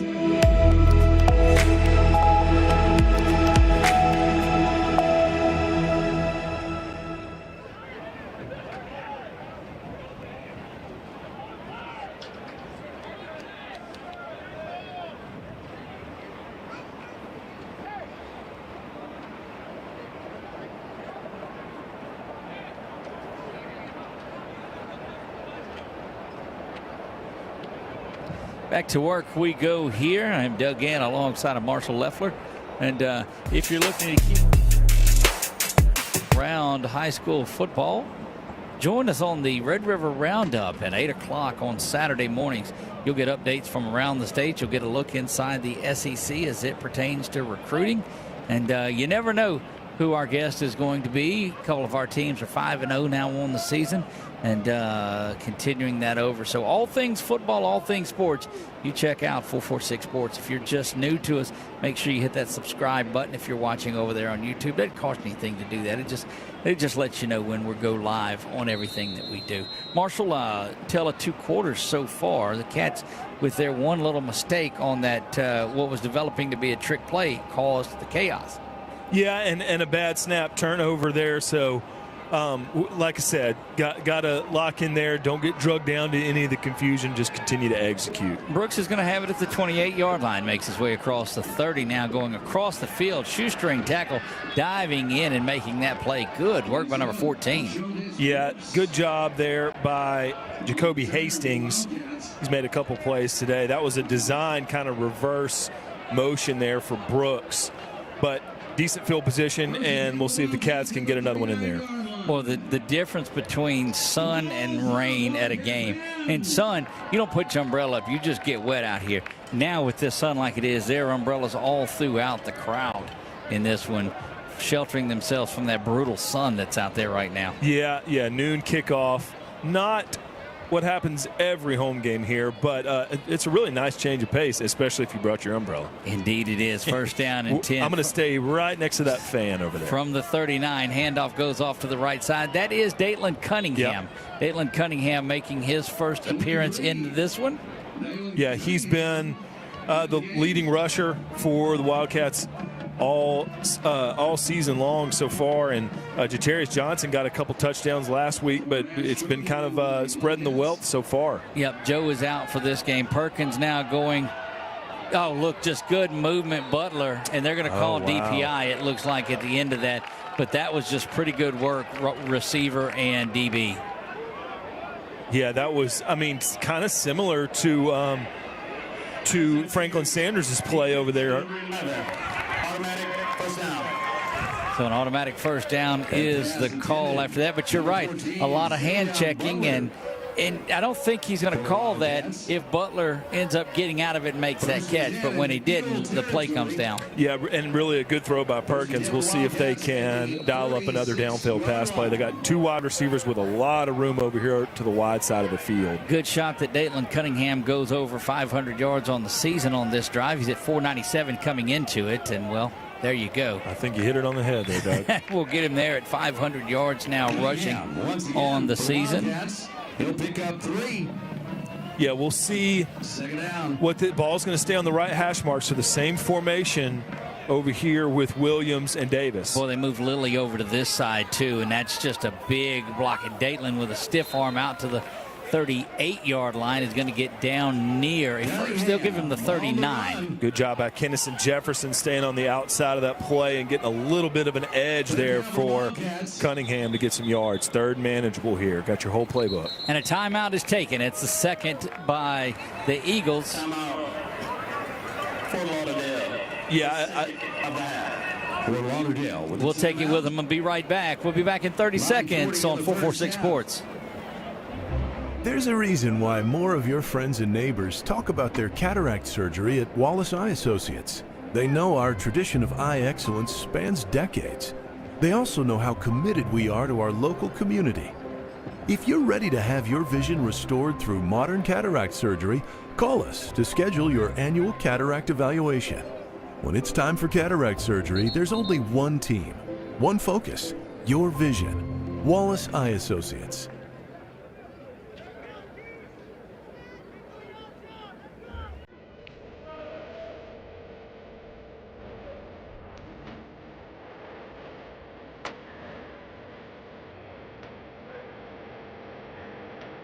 Third down and 3 now for the Wildcats. Have yet to score here in the second period. Put up 23. Or no, that's, I guess, the 2 points. They did get the safety. Hand off to Cunningham. Cunningham cuts to the left a little bit there, out near the 30-yard line is where he'll go. They'll mark him at the 31. And another first down for the Wildcats. Good job by Gavin Lilly and Xavier Jackson to get out there in front of that play and give Cunningham some room there on the left side. Played their assignments perfectly. Move the chains. Ashantis Brooks will replace Cunningham, and Cunningham looks like he's off to the sideline, favoring that foot again just a little bit. So I don't know that you'll see Datelin back in this ball game. Perkins calls for that. Handoff is there to Brooks off the left side. Brooks carrying tacklers with him for near the 25 down to the 24, so it'll be second down and 3. Rinse and repeat. Follow Lilly and Jackson, but this time it was Brooks doing so. Just stayed between those two jerseys and got what he needed. Second and short. Second down and 3 now. Cats have it from the 24-yard line. Brooks flanked off to the left. Jackson, the H-back, to the right. Play action there. Going over the top. Butler being held on to again, and no call is made there on third down and 3.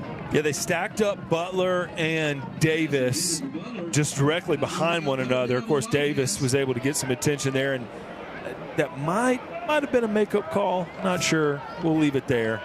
Third down. And you got Davis and Butler stacked to the near side now.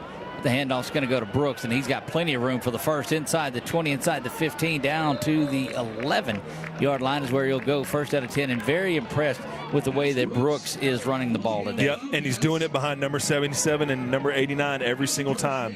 They're pulling and wrapping over to the left side. They're winning their matchups.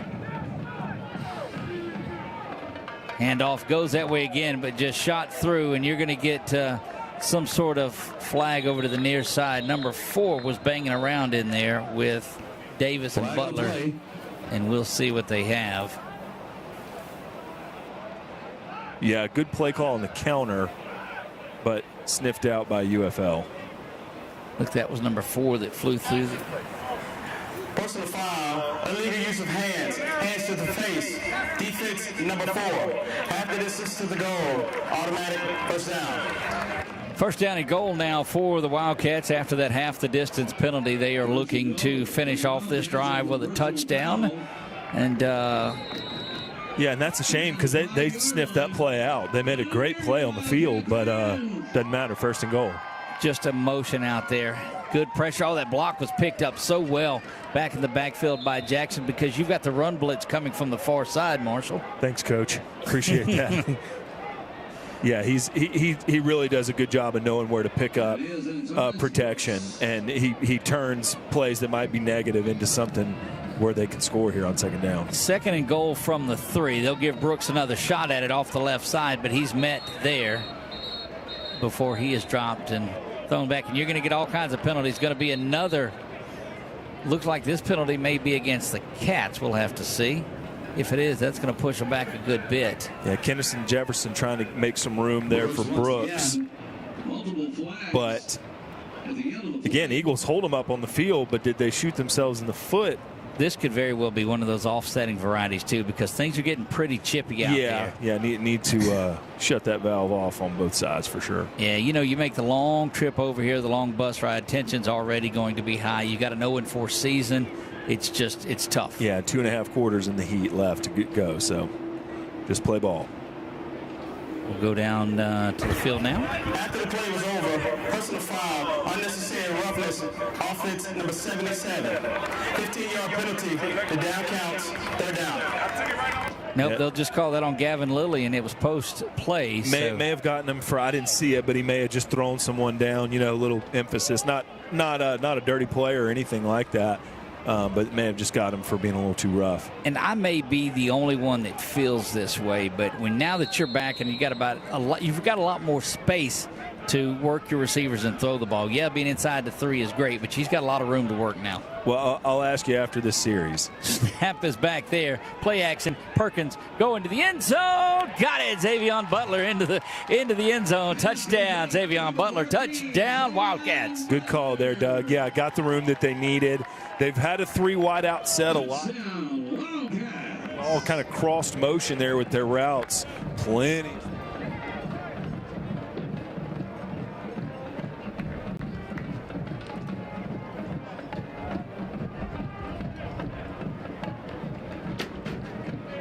Yeah, and got to leave his feet right at that exact time. Tough effort there by Butler to really at the peak of his jump bring that ball down. Nice play, and boy, we've had some highlights here today in Pineville. Levi Hilborn set to add the PAT. That kick is up, and it is good. 30-0. Cats lead this, and we'll be back. They answer that touchdown from FLU back in 60 seconds on 446 Sports. 7:13 remaining in the first half. University of Fort Lauderdale 6, your Wildcats 30.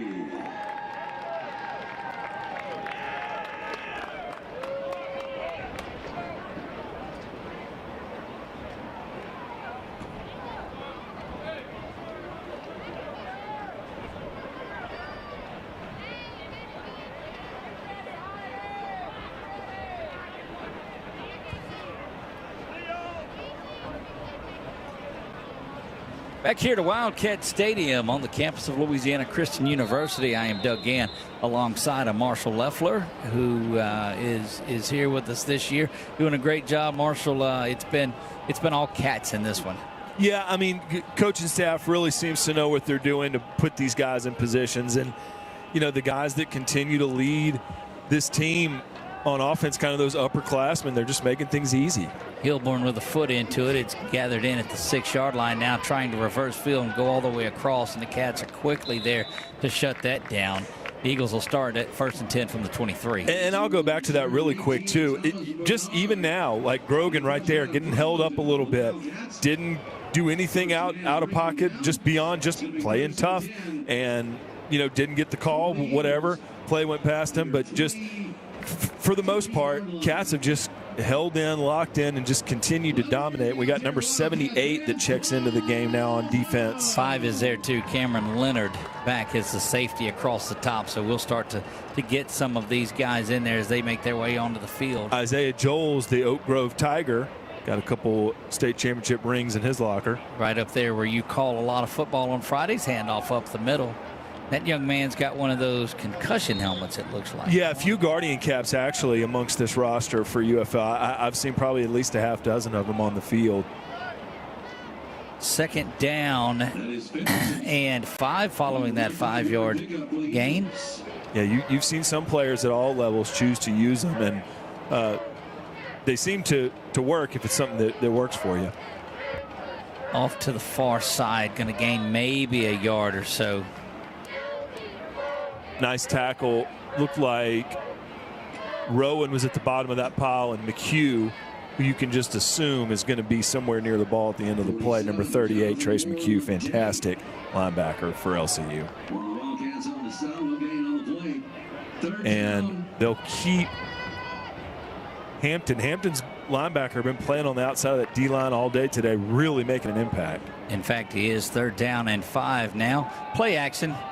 Going to the far side, and that's a good pitch and catch. That's going to be complete for the 1st down. Yeah, Amir Franklin Sanders out of Southern Lab in coverage out there, but a nice little route in the soft spot to move the chains for the Eagles. 5:55 to go here until halftime.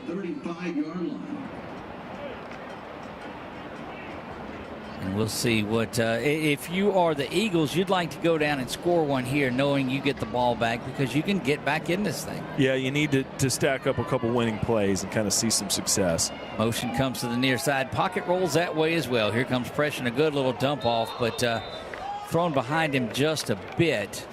I'll keep calling his name because he keeps making plays. Trace McHugh, that was a design rollout. They moved the entire pocket to the right side, and it was McHugh that really kind of popped the balloon there and broke that pressure down to where that play had to come to a conclusion. I love watching. Again, 38, he just hustles so much, got such a great motor, and he just seems to always make a play with his effort and really his speed too. 2nd down and 10 we go. 35-yard line, 5:27 to go until halftime.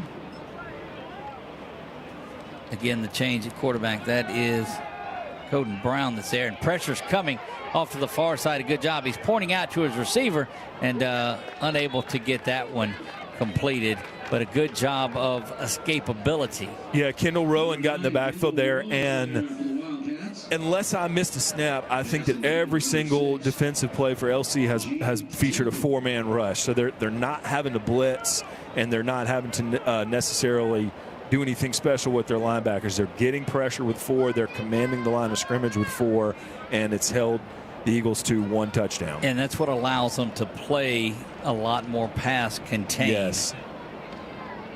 3rd down and long, 3rd and 10 over the middle. That one, oh, what a tremendous shot leveled there. My goodness, that is Lazarin Brown coming up, the safety laying the hammer there and shake it up on the play. Yeah, trying to go over the middle there. Tough spot. Would have been able to move the chain.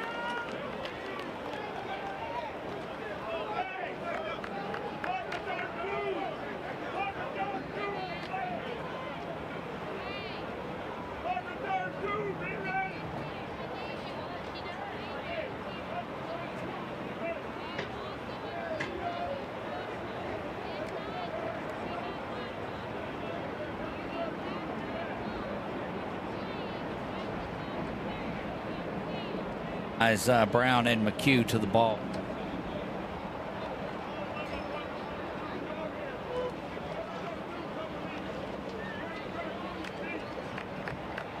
So we've seen this defensive backfield be pretty deep for LCU all year. There's been 7 or 8 guys that have gotten there and made plays. So with Polk being off the field for that snap, it was a good job by the guys that are in there to bring up 4th down. Good to see Telford get up there now, and the Cats will get ready to return the punt. Shantas Brooks will come in, but going back deep to receive for the first time today, it looks like Robert Sandoff, number 81, freshman out of Houma, there by way of Vanderbilt Catholic. So we'll see, and you get a new face each time back there, able to rotate a lot of guys in. This is Sandoff that is back deep to receive. Yeah, they do a great job of building this roster and gives them options on all 3 phases usually. Pressure comes in, held on to it a bit, so Sandoff's going to gather at the 30-yard line. Got room on this side. He's just got to get around the corner. Sandoff with good speed to the 50, now 40. He's got a wall of blockers as he cuts back to the inside and is going to go down to the 28-yard line. So give him 42 yards on the kick on the punt return. Yeah, just needed to turn the corner on the left side and beat one linebacker around. He did that. And a good job by the Eagles to prevent a touchdown, but that was a really nice return there by number 81, Sandoff. Indeed it was. So we will see. The Cats trot out. Perkins and company are there. Datelin Cunningham, who we thought might not be back, is in fact back there at running back.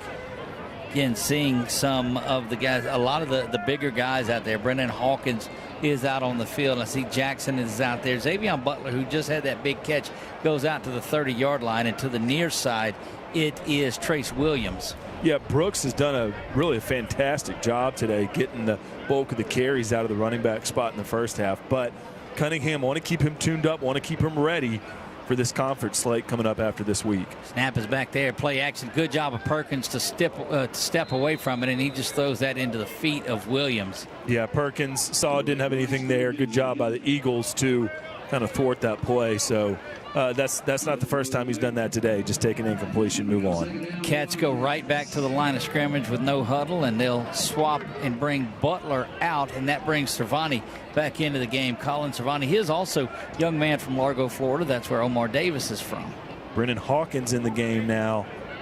Cunningham's going to get that off to the right side. He bangs around into the line of scrimmage and will get down to the 27. And he was running behind Hawkins there. Jackson and Lilly over there as well. And they'll continue to let 77 and 89 kind of pave the way for him and keep that running game in control. 4:35 and counting until halftime. Clock continues to roll towards the break. 3rd down and 7 here. Perkins fakes the handoff. No, he does give it off to Dately, but Dately, having no room, will actually lose. Well, they'll get back to the line of scrimmage. Yeah, look, Eagles pretty much won 3 matchups there on one side, and they won that play for sure. See where they mark it. That's the 20. Be a 44-yarder. Expect Levi Hilborn out here. We saw him miss a 46-yarder, and Levi does come out there. He's got the leg from here. This would be 43. So you are in his range for sure.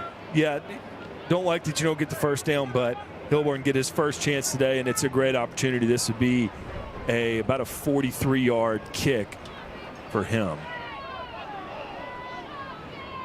Snap back to Perkins. Hold is there. Kick is up, and it's going to float right down the middle. That one is good from 43. Would have been good from they would have made the 46-yarder at that time. That'll make it 33-6. Cats have put up the last 10 in. 3:37 remaining in the first half. University of Fort Lauderdale 6. Your Wildcats 33.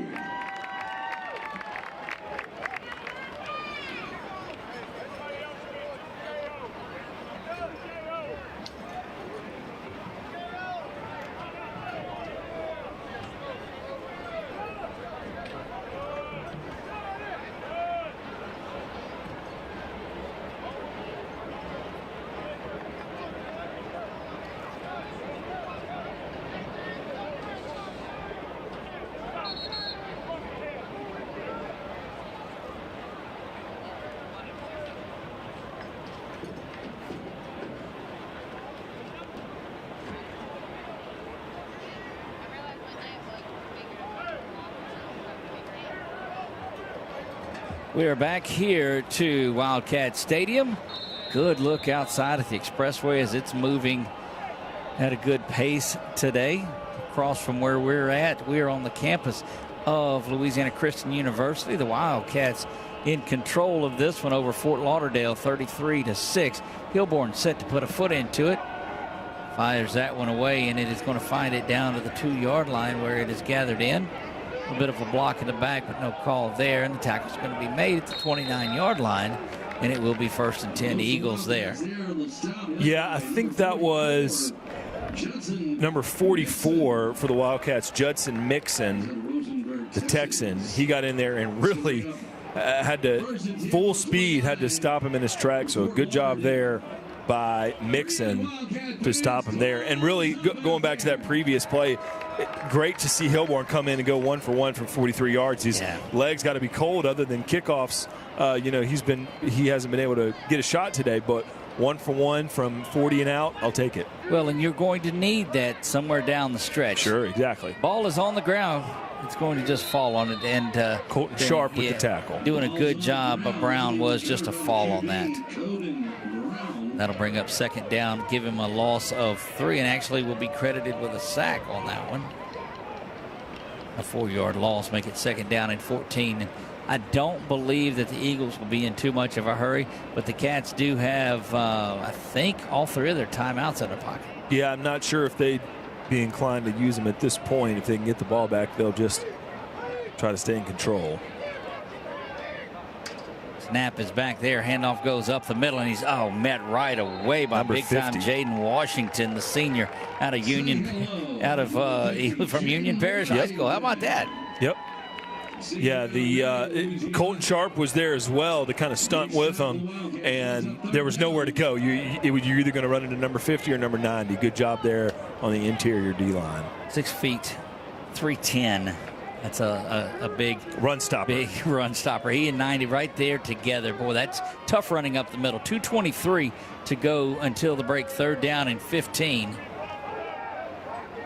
Off to the far side, rolling. That one's going to be picked. Got 2 guys over there that can Number do 5. that.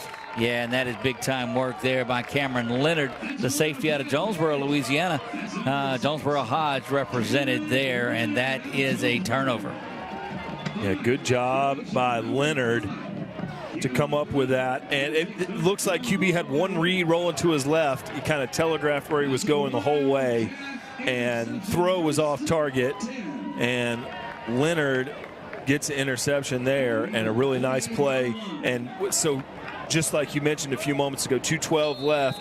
We'll see what Coach Penn wants to do with the final 2 minutes in the first half. They're in control, but are you aggressive to try to get another touchdown? You want to get in field goal range, or you just run up the middle and see what happens? You're in plus territory. You're at the end of the game, and they're working on things, before you'll start to see probably some reserves in that second. So it wouldn't surprise me to take a shot down the field here. Perkins calls for it there, play action, and he's going to roll around the corner. A little bit of a dump off there, and don't think Cervone's going to get very far on that one. It'll be 2nd and 9. Yeah, Perkins again, not having a problem being conservative and taking the play that is there. He's done that a few times here in the first half. Clock is stopped right at 2 minutes. And there's a timeout called on the field. It's a 2-minute timeout that they have. They don't like you to say the W word here, so it's not a 2-minute warning. It's just a 2-minute timeout. So, and I guess, you mentioned this team being up several touchdowns right now, and you mentioned kind of being prepared to see if they get into that depth chart a little bit and start putting a few reserves in. But I imagine, you've got really a specific goal for today other than getting the win. We've talked about it several times today. You've got to get ready for Sooner Athletic Conference play. So, it'll be interesting to see, is that by leaving your starters in and trying to tune in things? Is it by resting them and trying to get some of your backups ready? But, if you're in control of the game, of course you want to win. Of course, that is absolutely the number one goal here until the end of the fourth quarter. But while you're in control of the game, can you do everything you can to prepare for conference play? Look, and one of the things that you have to look at in this, too, is that they are facing a top-ranked Texas Wesleyan team a week from today over in the Fort Worth area. And so the starters have got to get some room into the third quarter, you would think. And unfortunately, that's what these games are made up from. Perkins now back to pass. He's got a shot. Oh, that is wide open by Williams, who is going to lose that one. And the catch was made, but they're going to get a targeting there is what I believe. And really, it was number 8 that just kind of dove headfirst into the area to break the play up. Jaden Robertson. Yeah, but he's going to get whistled for targeting. And it's just diving on at the end of the play is what it looks like. Cause the ball to be dislodged. Yeah, let's Perkins go down. had a lot of loft under it. Let's go down to the field. They're working it out now, and the side judge is talking to the referee about it, and we'll get the word on it.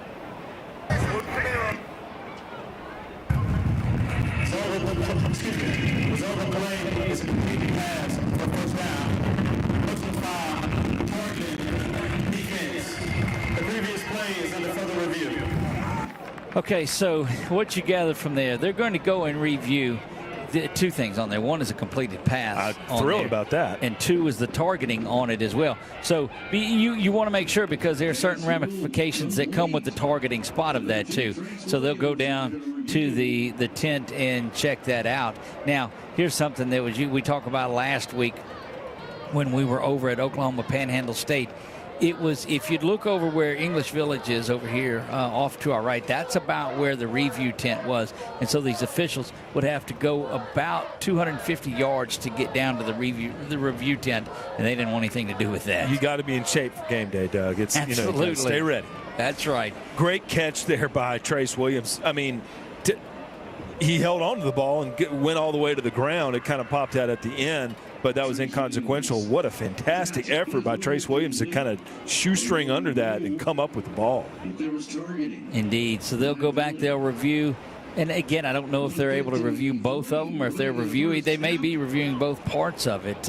One, the catch, because it looked like when he went down that I don't know that he held on to the football there. But the targeting is going to overrule everything, and that just depends on whether you stay in the game or not. Yeah, if it's a dead ball foul, I would think that they're going to award him the catch, move on from there, and then the review right now is to see if there's a targeting call or not. Right, because they always review the targeting. Because he did say that first. The result of play is a catch, and if the call again happened after the play, it didn't affect the result of the play. Well, we are a minute 53 from halftime, just on the other side of the 2-minute timeout. A lot of folks have made it out here for this one, and that's great to see. The Wildcats, pretty good crowd out here. Yeah, got some good home crowds several times this year, and again, that kind of just goes back to the way this roster is made up. You've got guys from all over Louisiana that are represented here, so family, friends, people from back home can come and make a home game and see what we've seen today, some really good football in all three phases. Look, don't forget there are a number of ways to watch this one. If you're watching it on our YouTube channel, make sure that you go and hit that subscribe button, and that way you know. Leave us a comment of where you're watching from. We've had good luck with this, good success with this, with our Cat fans that are on the road. When we're on the road, they'll chime in. Of course, we're not able to keep up with it here today on the YouTube side of it, but make sure you hit that subscribe button. You guys have helped us roll through the 5,000 subscriber mark. If you're over on Facebook, make sure to hit the follow button. And again, either time you do that, it's going to keep you up to date when we go live. And we do that about 400 times a year. So make sure that you tune in for all of that. It doesn't cost you anything to watch 446 Sports, and it's not ever going to. And we're beyond blessed to be a part of the LCU family in this one. And Marshall on board with us this season, and great to have you, my friend. Yeah, also shout out the Buckeye Band. The Panther Band is here. That's a great partnership between Buckeye High School and LCU. We get the sights and sound of a marching band on Saturday, and they get another opportunity to display their talents. I think it's a win-win. I think it's a great idea. I love it when they march down the hill into the stadium, and I get to see the Panther marching band. That's right. Marching back onto the field as the officials. So we'll go down field side and check him out. After review, the ruling on the field of targeting is overturned. First down, Louisiana College. Okay, so no harm done. Catch was not being done. And look, you love that. You don't want anybody that you want it to be right, and that's what the whole beauty of that is. But they weren't reviewing the catch at all. So you go back to a tremendous catch by Trace Williams. Yeah, and he pops right back up, so he's good to go. 1st and 10 Wildcats. We'll see if they got a little 2-minute drill, but they don't have much field to work with, so they got a good shot here to put up some more points. Yeah, you got to believe they started this drive in plus territory. Coach Ben, the offensive mind that he is going after it, and now they may want to go back and review the catch itself. Fort Lauderdale is challenging the ruling on the field of a completed catch. So now they'll jump back into that. So the only thing that was being reviewed at that point was the targeting. And the head coach over there may not have known that. He may have been over there the whole time thinking they were going to review the catch and potentially give him an incomplete ruling. There you have it. We're going to step away while they do that. We're nearing halftime, a minute 53 to go. I am Doug Gann. That is Marshall Leffler. We will be back to Wildcat Stadium here in just a moment.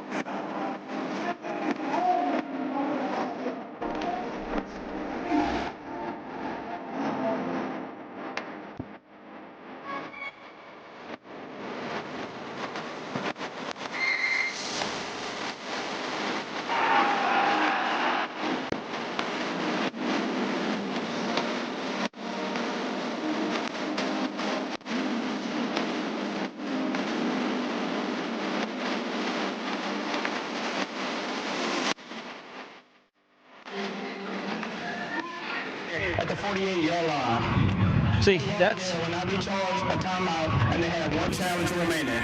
that was what my concern was it when he hits the ground and the ball pops up, and the fact that they just reviewed the targeting, and you didn't get any discussion from anybody else. Well, good challenge then on the part of Fort Lauderdale. And so Wildcats again. So now it's a true 2-minute drill. We'll see if they can execute it. There you go. And things don't change even though it's down under 2 minutes with this Wildcat offense. They will go down there. I've only seen a couple of targets for Davis in this one. But look at, here's the matchup with Trace Williams again. Now they bring Cervoni out into the slot. You see him coming across the Wildcat logo in the middle. Third down.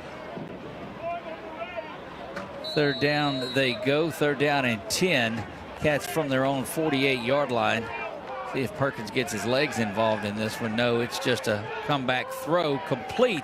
And that is our man Hawkins that comes in and gets that one. Brennan Hawkins, the redshirt junior out of Freeport, Texas, has that one. We know his family watches along a lot with it, so big first down catch. Perkins actually did put his legs into that throw and delivered it. Nice effort. Handoff goes off the, I guess into the middle, and that is that James Owens? Yeah, it looks like Owens is back in there running the football. Correction, that's 39 is who is there, and that's Jace Johnson, freshman out of Houma by way of Terrebonne High School. Play action there. Got a man going down with Cervoni. Got to split it. Oh, goodness gracious. The ball just kind of floated there towards the tail end of it. Yeah, safety and corner were in position to defend there, so not a catch that was going to be easily caught by Cervoni. But they've got another third down, and with 6 yards to go, they got a good portion of their playbook ready to put in play here. Clock stops at a minute 28. A minute 28 remaining into the half. Cats on top of this one, 33-6, and rolling. Would like to finish something off. Again, we told you that is Jace Johnson, that is the running back. Perkins high snap but controlled. Steps up, throws a little middle screen, and then Hawkins grabs that one and continues to rumble down inside the 25 and a big time first down. Oh man, what a great catch and run by Hawkins. It was a great screenplay. Hawkins sold it well. Perkins sold it well, and Hawkins would not go down and moves the chains. He's back out there to the right. Snap is back. It's going to be a handoff up the middle. Caught in the backfield, though Johnson unable to really get untracked on that play. Yeah, really good play call. Kind of a on the previous play, that screen that got set up and loss of 2 here. They are running a little bit of clock down here just to not want to make a mistake. You do want to salvage the field goal out of this. Perkins has it back to pass, finding Hawkins again. What a big target he is, and he just does not go down. Bullseye from Perkins. Going to go close to a first down, and they will stop the clock momentarily. Player down, so that will get it stopped for more than just a movement of the chains. Just a good old-fashioned. Yep. There's no pitch and catch to So him, West Coast slant route. Hawkins made it happen. Perkins put it right where he had to between the numbers. And you know, Marshall, what I like about the emergence of Brennan Hawkins is it's another big set target of hands to take pressure away from Omar Davis as well. Yeah, I mean, really, LCU gets it done with size. I mean, E.J. Scott's not the biggest wide receiver that you'll see, but really other than that, offensive line, quarterback, tight end, almost everywhere on defense. You know, LCU's going to use size and strength to their advantage. They do that from QB all the way on down. So Hawkins just another example of that. Looks like EJ should be back next week, join the Cats. So we're excited about that. Darius as well. Yeah, Scott is just such a smart receiver. He's got such a really a bag of routes that he runs that are super important to what this offense does. First down and 10 from the 14-yard line. Williams to the near side. He is the lone back in man coverage. Boy, you get a little matchup over there. Play action. They're going to look that way, fade into the end zone. Williams being face guarded, and that's just about as good a coverage as you'll find over there. I think Trace Williams might have lost that ball in the sun. You kind of saw him put his hands up early on, like he may have had a hard time finding out exactly where that ball is going to go. Good job by blocking Jackson. He'll check out of the game now. but just unable to come up with a catch, which he's made a couple already today. 16 seconds remain until halftime. 2nd down and 9. Cats have an opportunity for 1, maybe 2 shots at the end zone, but they'll have to be quick. They've got the timeouts to hang in there if they need to. Perkins calls for the ball. Going to have to get it out of there quick. Got to be careful now and not get knocked out of field goal range. Now you have to go down and get your timeout called. Yeah, clock will keep running. Now they'll stop it with about 3 seconds. Yeah, that's where Coach Ben will call it, and that's the only thing you couldn't have happen is get sacked. So good job by Perkins to stay in there and not get out of field goal range. Pushes it back to the 27, so it'll be a 44-yard attempt when he comes back out, which is right where he was good from earlier in this period. 43 earlier in the game. Davis been out of the game on that drive at the receiver spot. Perkins tried to check both sides, tried to read both sides of the field after escaping the pressure, but really just not enough time to try to set his feet and point his shoulders somewhere. There you get a look inside at that Wildcat Brain Trust and expect them to send out Levi Hilburn here, who is standing at the 38-yard line. Looks like he's ready to go into the game when his literal number is called. Cats lead at 33-6, put up 21 in the first, and have added 12 here in the second by the touchdown, the field goal, and the safety. So scored just about every way you can this quarter. This will likely be the last play. Hilburn's out, so yeah, we'll kick this thing and head to halftime whether he makes it or not. Stick around, you'll see that Buckeye Band perform. We'll leave it out there for halftime for you. Let you hear the sights and sounds of everything going on here at Wildcat Stadium. But right now, this is a 45-yard attempt is where they officially make it. It's a little bit longer. Snap is back to Perkins. Hilburn puts a foot into it. Lifts that one up and in. Would still been a good from another 5 or 6 yards. Levi sends us to the half. It is 36-6. Your Wildcats lead it. Eagles of Fort Lauderdale University will have the ball when halftime cranks back up. Marshall Leffler, I am Doug Gann. We'll see you back in just a bit.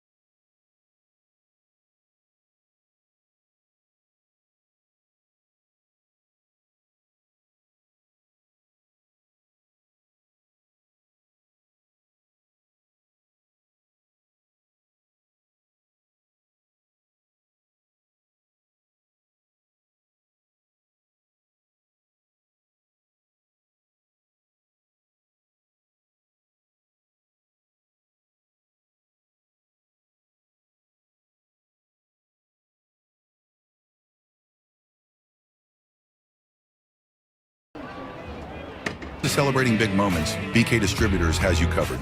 From eye-catching fathead decals and senior banners to custom cutouts that bring your favorite faces to life, we help make memories larger than life. Cheer loud and proud with hand fans and personalized signs, or honor achievements with awards and trophies that shine just as bright as the people who earn them. Whether it's for your school, your team, your business, or your community, BK Distributors delivers quality, creativity, and service you can trust. BK Distributors, where every moment deserves to stand out.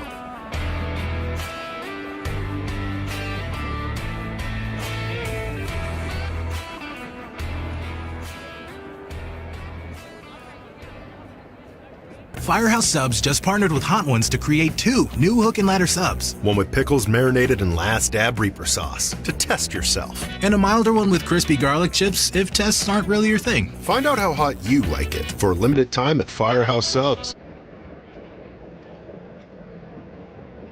At Louisiana Christian University, you are more than just a number. You are a valuable part of a Christ-centered community, focused on connecting you with your purpose. Here, you'll interact with passionate faculty, gain valuable life experiences, and develop long-lasting friendships. With small class sizes, generous scholarship opportunities, and over 60 programs of study, the education you receive will set you up for success. Start your Wildcat journey today by visiting lcuniversity.edu.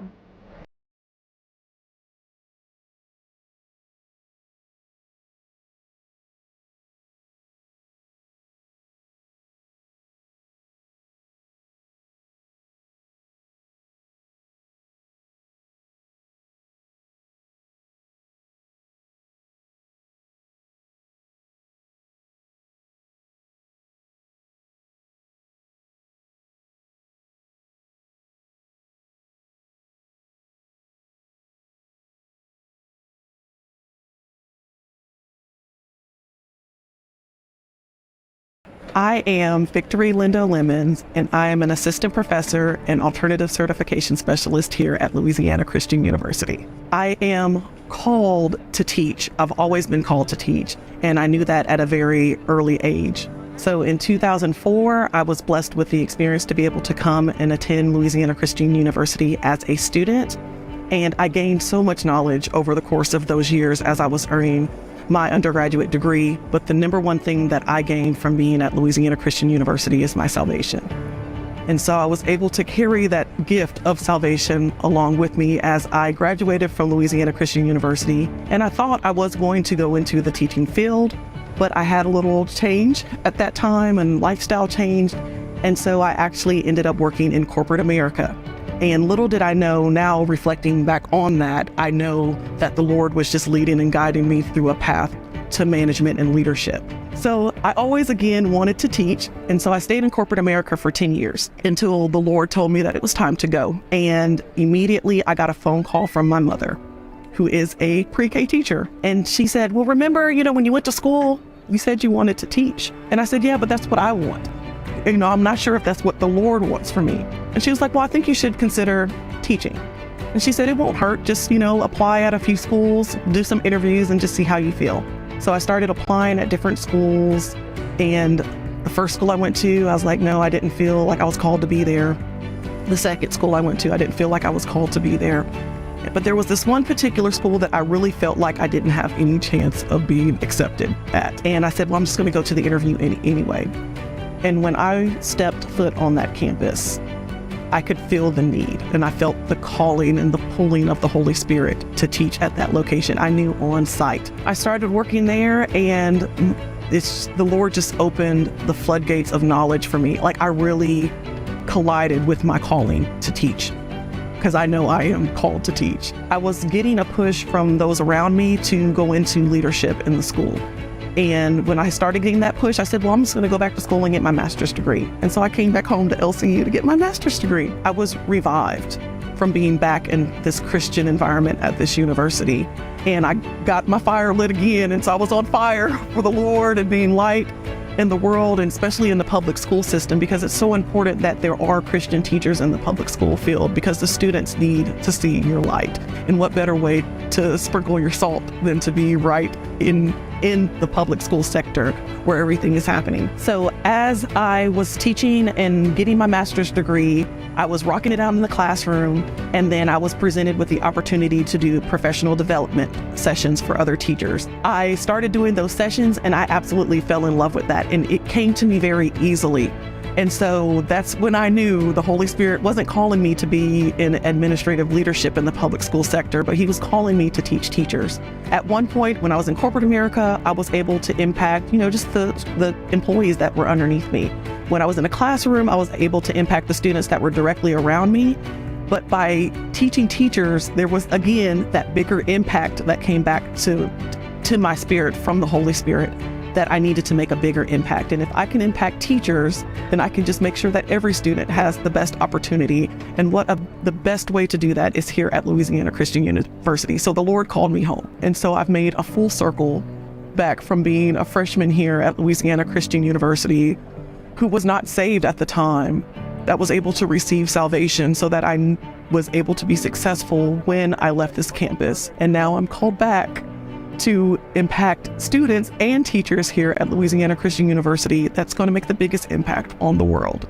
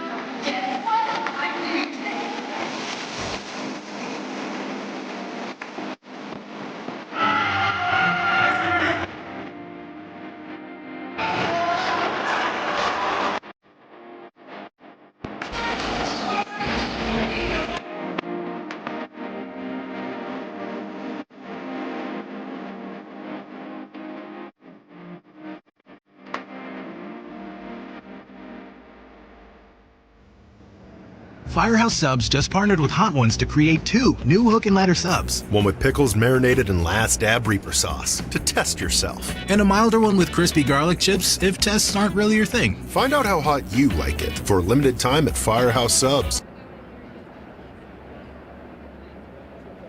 Your property demands equipment with more reliability built in. Kubota equipment. Right now, bring home select Kubota equipment with 0% financing available or save up to $2,500. Find a dealer near you at LouisianaKubotaDealers.com.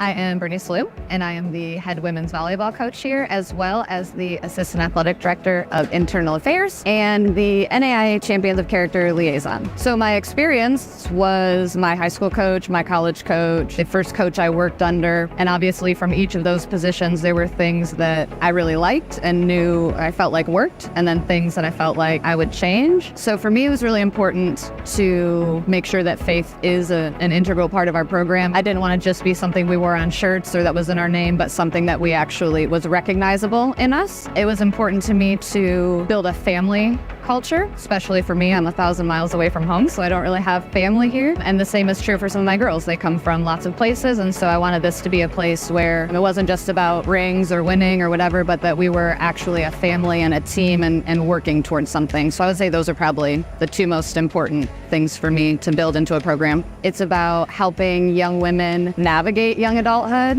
Like I said, I've got girls from lots of different backgrounds. Some of them don't come from Christian homes. Some of them do. Some of them come from Christian homes where they haven't really owned their faith. It's their parents' faith, and it's what they've been told to do and told what is right, and helping them figure out what it means for them and how it is incorporated into their lives. Ultimately, my goal is to help make an impression on young women preparing to go be wives, mothers, bosses, employees, lawyers, doctors, teachers, whatever the thing is. I think that this time in college is really foundational for the people that they become and the types of lives that they lead. And so it means a lot to me, and I don't take it lightly, that I have an impact, good, bad, and different, on 20 girls each year as they prepare to go out into the world for what's next for them.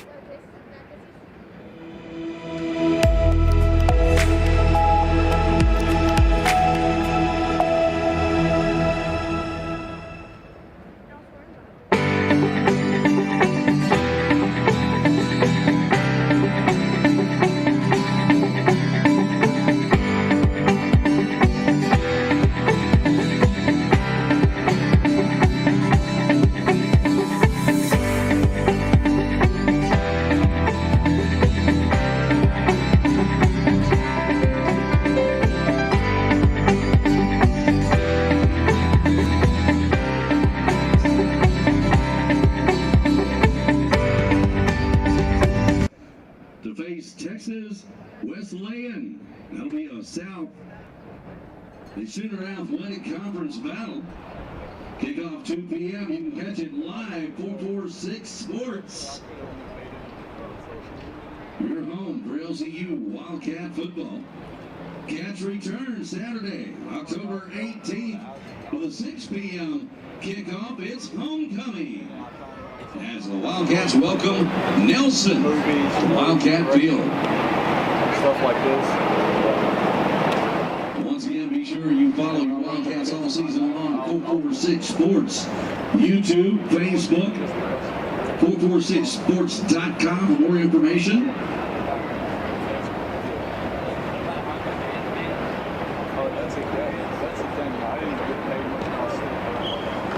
And just found out, 446 Sports has a brand new Roku app. So you can follow the Wildcats several different ways. Best part about it is you can watch them on your TV.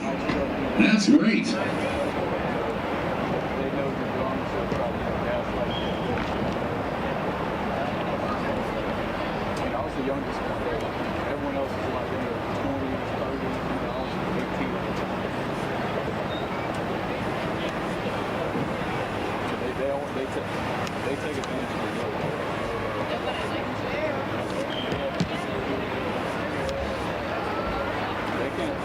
They can't do it much with people in their late 20s.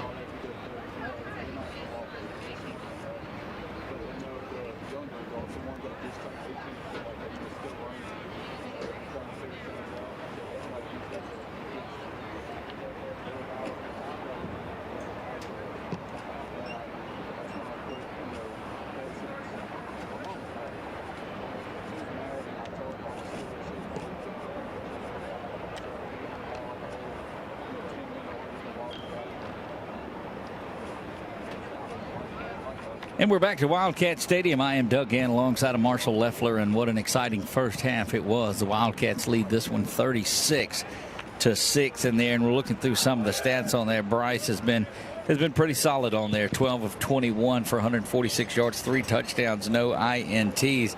He also has carried the ball 8 times, and boy, those sacks really make it difficult on your rushing stats. Marshall, he shows minus 27 yards running the ball. But yeah, Bryce has been very efficient and even more so, been very patient in the first half with kind of the way that this game has unfolded, where you've got out to an early lead and offense has been able to do what they've wanted eventually as far as just scoring points. But he's done a good job of taking the plays that are there, being patient with his playmakers, and knowing when a play, there was a little bit of helter-skelter kind of on both sides, but really a good job by him to just take the play that was there. And you can see him reading the whole field. If there's some more deep shots to be had in the second half, I guarantee you he'll find them. Yeah, and it's just a question of how long these guys stay out there. Of course, your number one goal is keeping everybody healthy for that trip to Crowley, Texas, and Texas Wesleyan a week from today, and which we will bring you here in its entirety. So we're delighted that you'll be along with us for there. But you look at some of the scoring drives on there. It was all Cats all the time early on. Bryce Perkins completes his touchdown pass to Trace Williams for the first score of the game. James Owen gets one via the ground to make it 14-0. Bryce Perkins again throws his second one. We told you he had 3, but this was his second one of the day to Omar Davis. Omar Davis on the day has 3 catches, 55 yards, and a touchdown. Christian Reyes runs for the loss of there. That was the safety on that punt that was there. Coden Brown got UFTL on the board to get things going. Coden Brown passed to Gene Telford for 19 yards. That was there. And then Bryce Perkins went back to Xavion Butler. Yeah, had a really just a good job by this offensive unit of like I said, taking what's there, but also kind of finding where those matchups work out for you. It can be tempting to go to Davis every single time, but Perkins has been giving Butler a look.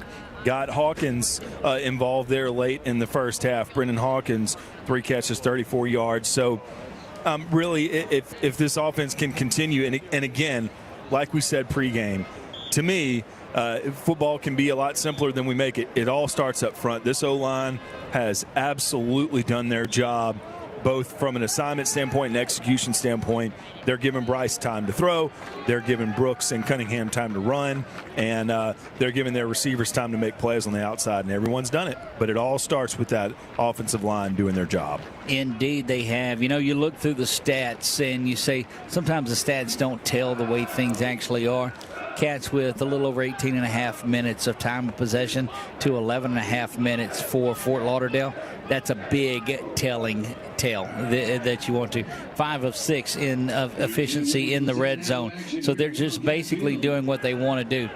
And had it not been for the fumble that they have down here, then it probably would have been, it could have been worse than it already is. And that's hard to say with a 30-point lead. Yeah, and really this defense hasn't been on the field that much. You know, for the most part, LC's offense has been in control. So your leading tackler in the first half was Christian Doyle with 3, Trace McHugh with 3. So your leading tacklers with only 3 each, got some interceptions in there, got some tackles for loss up and down the defensive 2 deep in the first half. But patience will be the key for this defense, too, to continue to do your job of keeping the Eagles out of the end zone. But those playmakers, like we said, Polk coming into the game, leading tackler on the season, only has, I believe, one tackle tonight or this afternoon. So everyone on this defense just has to keep playing your assignments and kind of let whatever the offensive game plan is for UFL, let that come to you and keep them out of the end zone, keep them off the scoreboard like you have been. Here's one more stat, and we'll put this away after that. 25 offensive plays for the Eagles, 52 for the Wildcats. That tells the story. Here we go. Second half underway. LCU will be kicking off to the Eagles. They go left to right in this one. Yeah, Hilburn ended the first half with a nice, I believe it was 45-yard field goal. 45, that's correct. Had 2 field goals, 43 and 45. So he's been solid all day as well. That kick back to the 1-yard line. It is taken off to the right side and trying to find a seam, but brought down there across the way. And good work on the far side over there. That was 42. 42 had it.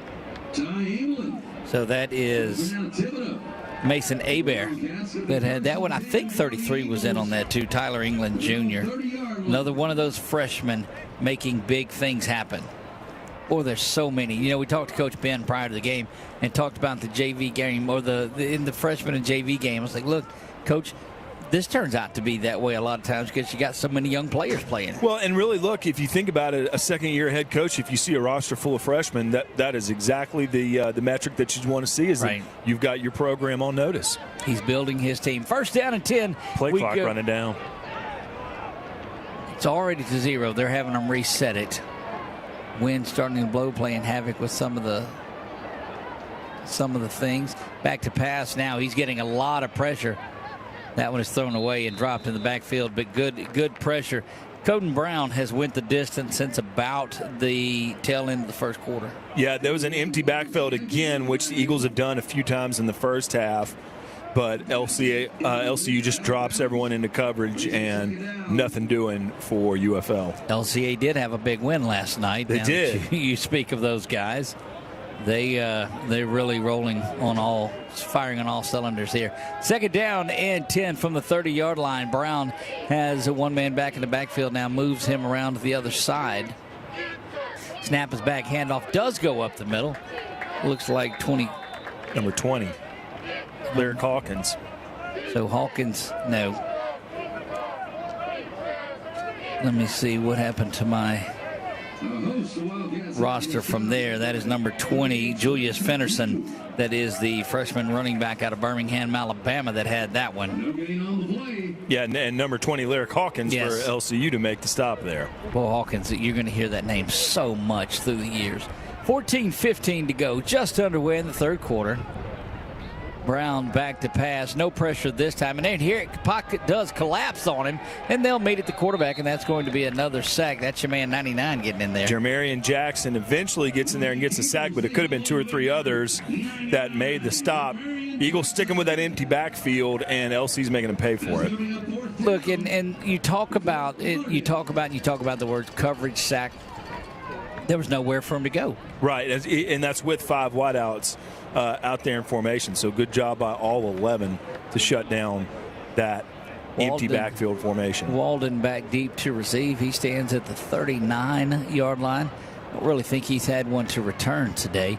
This one is going to be no different as it bounces about 7 yards shy of him. Takes a big Eagles roll down to the 33-yard line, and that's where Perkins and company will come back out and get going. They've got a 30-point lead in this one, 36-6. And a couple of field goals by Levi. A couple extra points, touchdowns, 3 touchdown passes by Perkins. Davis back out at receiver. Number 16, Bryce Perkins, still in there at quarterback as well. Datelin Cunningham, I see. Trace Williams. So, yeah, starter still out there. Xavier Butler on the far side. So, yeah, this first unit will go probably midway through, depending on how this goes. Davis got some room on this side. Yeah, you called it the last time. Here comes motion from Williams. He comes to the near side. Handoff goes to Datelin. Pauses just a minute before he tries to bounce it outside and will be caught for just a gain of 1. Yeah, picked up where they left off in the first half, running behind Xavier Jackson and Gavin Lilly. And like you said, Doug, stutter step for a little bit, trying to find a hole, but no gain. No, officially they'll mark it back at the line of scrimmage. So 2nd down and 10. Good pressure coming from the outside, but read very well. Inside coverage by the DB from Fort Lauderdale, so it was unable. Hilborn really, or Xavier didn't even have an opportunity at it. Xavier Butler. Yeah, you mentioned on the previous snap, Williams motioning over to this side. That's the look they were going for, to try to get some isolation for Butler on that short side of the field, but the safety help was over there quickly. Yeah, Makai Bragg just shutting things down over there, kind of locked down. Going to be off sides. Nothing is called. So, yeah, here comes finally the contact. They had to sit around and think about, hey, wait a minute, they did make contact. So that'll make it 3rd and 5. And Coach Ben and Coach York can kind of go in the bag here with 3rd manageable. Coach still not very pleased with what's going on there. I don't know if they pick the flag up on this. It's still on the ground. Offside. Defense number 32 jumped into the neutral zone, causing a reaction by the offense. It's a 5-yard penalty, 3rd down. And that's one of the things that it may have looked like a false start that they don't give you. 3rd down and 5, certainly better than 3rd down and 10, without a doubt. A lot of different pages of the playbook, as Marshall mentioned earlier. This time it's a play action to Datelin. Perkins coming this side. Slipped down, did Williams. Coming out of his break, it looked like he slipped a little bit. Yeah, and the ball landed out of bounds. Not sure if Williams could have got to it. Jackson picked up the pressure. They had the design for Perkins to have some time over there, but nothing doing on 3rd down.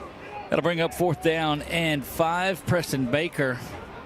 Last game, what a series of events on that. At the end of the 3rd quarter, would have tied it up when OPSU blocks the punt and takes it back for a touchdown, but offsides was called in the very next play. Preston Baker punts it inside the 1.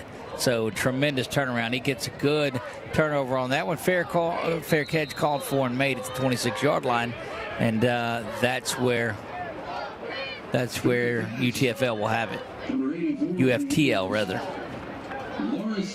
Yeah, Christian Doyle trying to get a flag there after the play, but LCU's defense again wasn't on the field very much in the first half. They've been on the field for the most part of this 3rd quarter early on. See if they can continue to stack up good plays. 1st down and 10 they go from the 27-yard line. Wildcats lead this 36-6, 12:41 to go. Both teams have had a possession here in the second half and nothing doing. That looks like the original starting quarterback in. Handoff to the right side. Pressure comes from the backside and gets the tackle.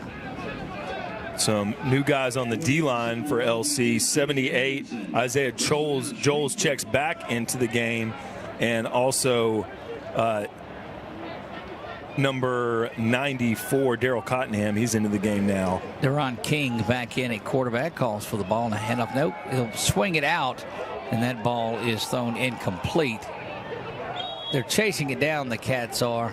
Yeah, the judge on this near side was clearly treated it as a live ball. He did not signal incomplete. Yeah, but it looks like they're saying it was fumble. It was a backwards lateral is what they are calling it, so incomplete. Yeah, the signal from him was indicating that. He didn't get overruled, so yeah. And you saw that the way he watched it, similar to a baseball umpire not call a player out. Kind of a bunt down the foul line. That's correct. That's correct. Back to pass. Here comes pressure again from the Cats. Pocket collapsing, going over the top, and just having to throw that one away.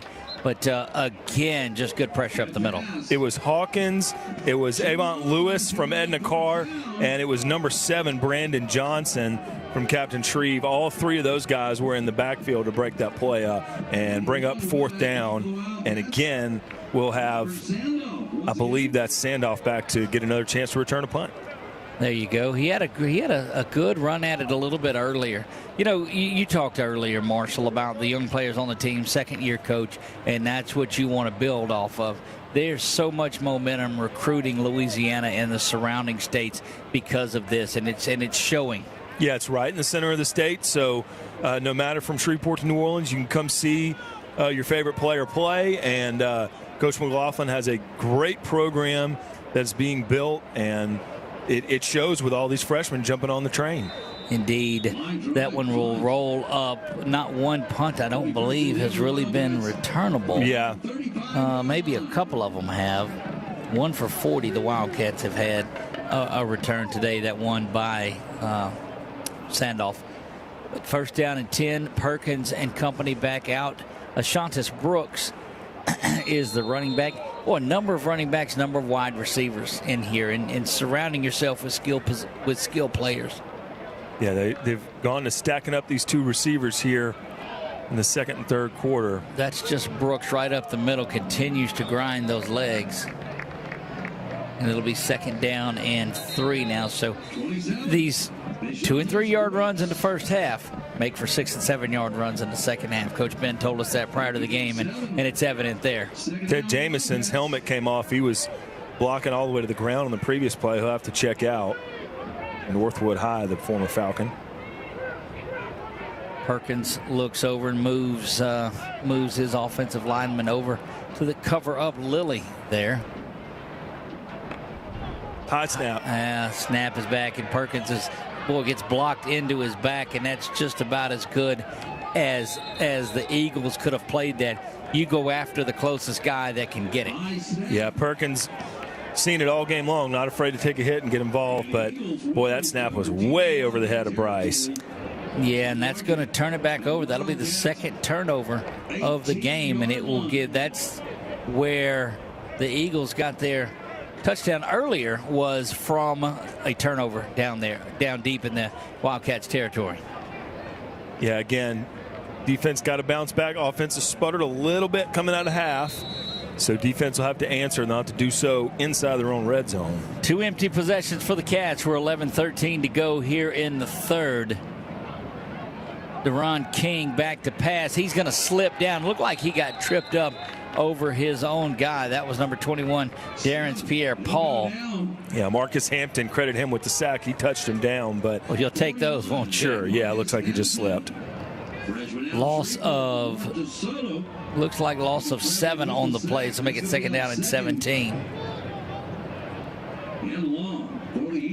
Delighted that you joined us today watching this Wildcat football game. We will be back in Sooner Athletic Conference action a week from today. Rolling to the far side, they've switched again. That is Brown, who is going to roll out, try to dump this one off. He does that just to save the sack and the yardage, but Coden Brown back in the game. Yeah, Rowan and McHugh applying pressure there. Rowan from the D-line, and then McHugh able to pursue there once QB got to the outside. Those two worked together to make it 3rd and long. Well, here it is, 3rd down and 17 following that incompletion. See Coach Wood on the sideline signaling in the plays.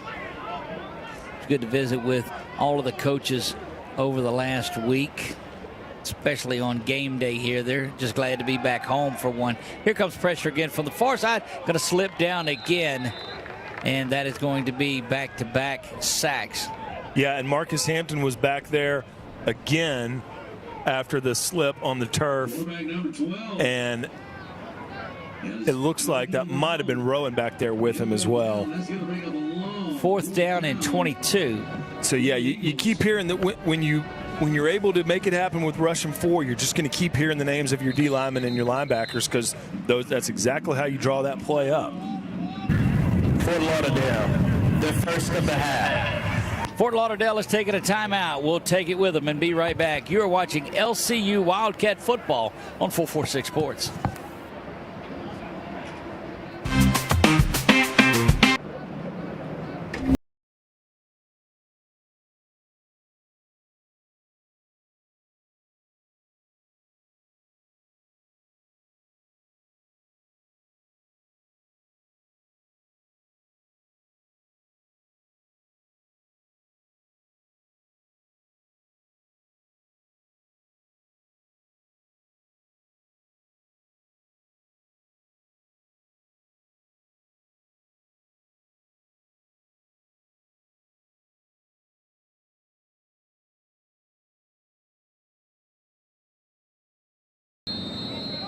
And we are back here, 4th down. The Eagles will go for it because you're kind of in no man's land, but you're down 30, so you have to take any opportunity with the football you get. Back to pass now. Here comes pressure once again. It's a good-looking shot down the middle of the field, knocked away. I don't think you want to catch and intercept that one anyway. And actually, I think that's exactly how they played that. They just 3 guys surrounded it and just let it hit the turf. Perfect. Yep, that's what you want. And the Cats will take over on here. They'll have it 1st down and 10 as we get scoreboard back set up. Again, don't forget to join us next week when we make the trip out to Crowley, Texas, and Texas Wesleyan. We're leaving about 5:30, Marshall, in the morning. If you want to make that trip, well, I will have a cup of coffee with you in spirit. That's right. And just know that if you need anything, find somebody to help you out with that. We'll discuss all of that on the Red River Roundup at 8 a.m. Marshall and a host of Who Knows on that show, talking football in the morning. Snap, throw over, complete to Hawkins. Brendan Hawkins has that one out for a 3-yard gain, and he's going to get thrown down, or somebody gets thrown down over there, but a 15-yard penalty is coming up. On the far side. Yeah, Hawkins, like you mentioned, big target over there. You can just quickly get it out to him, and it's just like an easy running play. He gets you 2 on 1st down. They're going to call that personal foul against the Wildcats here. Let's go down the field. After the play was over, personal foul, unnecessary roughness, offense number 52. 15-yard penalty. The down counts, 2nd down. So you go from 2nd down and 8 to 2nd down and 23 now. And sloppiness and that type of play will not make for a good day of watching film after the game. Yeah, Kenneth Jefferson, freshman out of Warren Easton High School, New Orleans. Just a little active there on the sideline that erases the 2-yard gain. 3 receivers, only 2 men covering. They step right in the face of Hawkins, try to man him up, and he slips right through there to Hawkins, but he's hit hard. That ball's falling incomplete. He was hit immediately when he put his hands on the ball. Yeah, and I really thought that he held on to that ball, and that was a good decision to go there for Perkins. Like you said, kind of had a 3-on-2, so they got it in space quickly, but good job by the Eagles to stick with it and break it up. 3rd down and 23, and man, I just don't know if a little bit of that intensity didn't come out of the locker room. 3rd down and 23 to go. Watch for a screen or a draw right here, and back to pass is Perkins. He's got good time rolling, not a heavy rush, but great coverage, and he'll just dump that one out of bounds. And 3 possessions, the last 2, one ending in that big turnover, and then this one that's going to end in a long way to go. I just don't like the way these last 3 possessions have went for the Cats. Yeah, Bryce kind of waited too long to make a read there. Everyone was at the top of their route, and so he just had to throw it away. But got to bear the heat, and you also have to, just – I know it's cliche, but stay locked in. You're up 30. You feel like you match up against this team at every position, but you got to go out and do it. You got to go out and do it. 9:16 left in the third, and then you got to do it again in the fourth. Yep, the one thing you can't lose sight of is focus, because and now you're having to run somebody on late in the game, late in the time clock too. You're down to 8 and 7, and that's just a sloppy couple of series right there. Good punt. Nice punt. Right into the hands of the return man, and the return man goes right into the hands of that Wildcat kick coverage team. And Preston Baker with a great effort. Yeah, that is tremendous work there by Christian Doyle.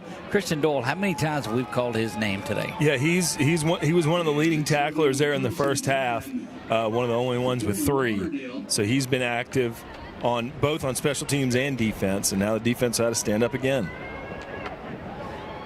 First down and 10 from the Eagles out near the 45-yard line. But well, if you watch the first 6 minutes of this half, you'd look at the scoreboard and go, "There's no way."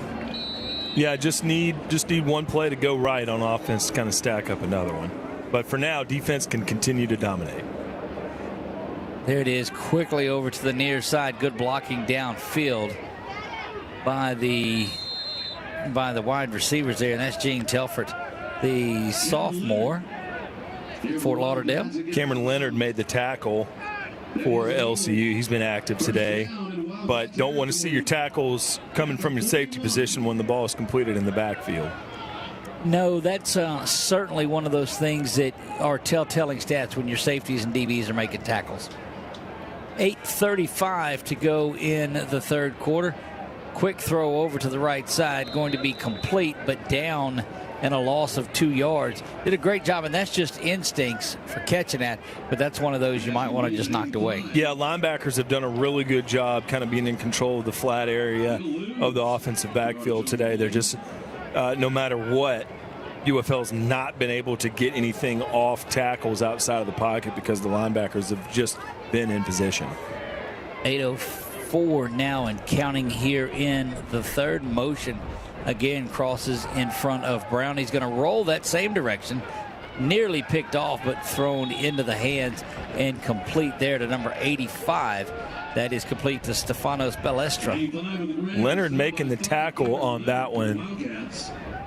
Oglesby, I don't believe, is in the game right now. Yeah, linebacking core is number 40, number 25, and number 31. So some different players getting a chance here on D. Not a lot of emotion down on that Wildcat sideline either. Little pump fake with the shoulder. Now he's going to try to go back over the top, and just a ball that was underthrown. Wasn't even in the discussion of a catch right there. Yeah, number 18, Thomas Bernard, out of Pine High School in Franklinton. He was in coverage back there. Ball was underthrown, but he kept his position and went ahead and cleaned that play up to bring up second down. Second down for UFTL here in this one. The Eagles, a long trip in this morning for a noon kickoff. They were getting off the bus, I think, around 10 o'clock to get to start getting loose, and then nothing like spending the day in this hot Louisiana sun. Well, 4-2-5 look from the Wildcats right now. Handoff goes to the far side. It's caught immediately. Good work in the backfield. Again, just continuing to make plays out there defensively. That's Avant Lewis out of New Orleans. And, boy, these young guys just keep making tackles. Yeah, Colton Sharp from Gina in on there as well.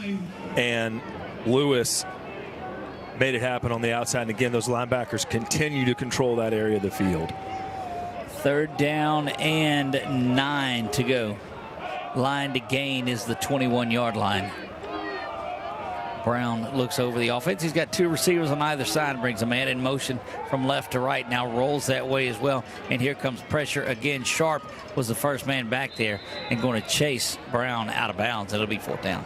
Sharp got held up a little bit, but right behind him was Jonathan Moore-Leday from Lafayette Christian. He ended up getting the tackle out of bounds. Good job by those two guys to work together and contain. Now another late flag. Yeah, and that came just from the bench, I believe, is where that's going to be. Unsportsmanlike conduct will be 15 yards, and you'll see the player come off the field right there and go down away. You got to believe it's going to be called on number 50.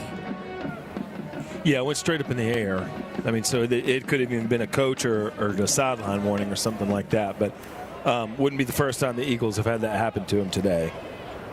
No, and coach out there trying to get an update on what's going on. We'll try to get down on the sideline with it and get our clarification.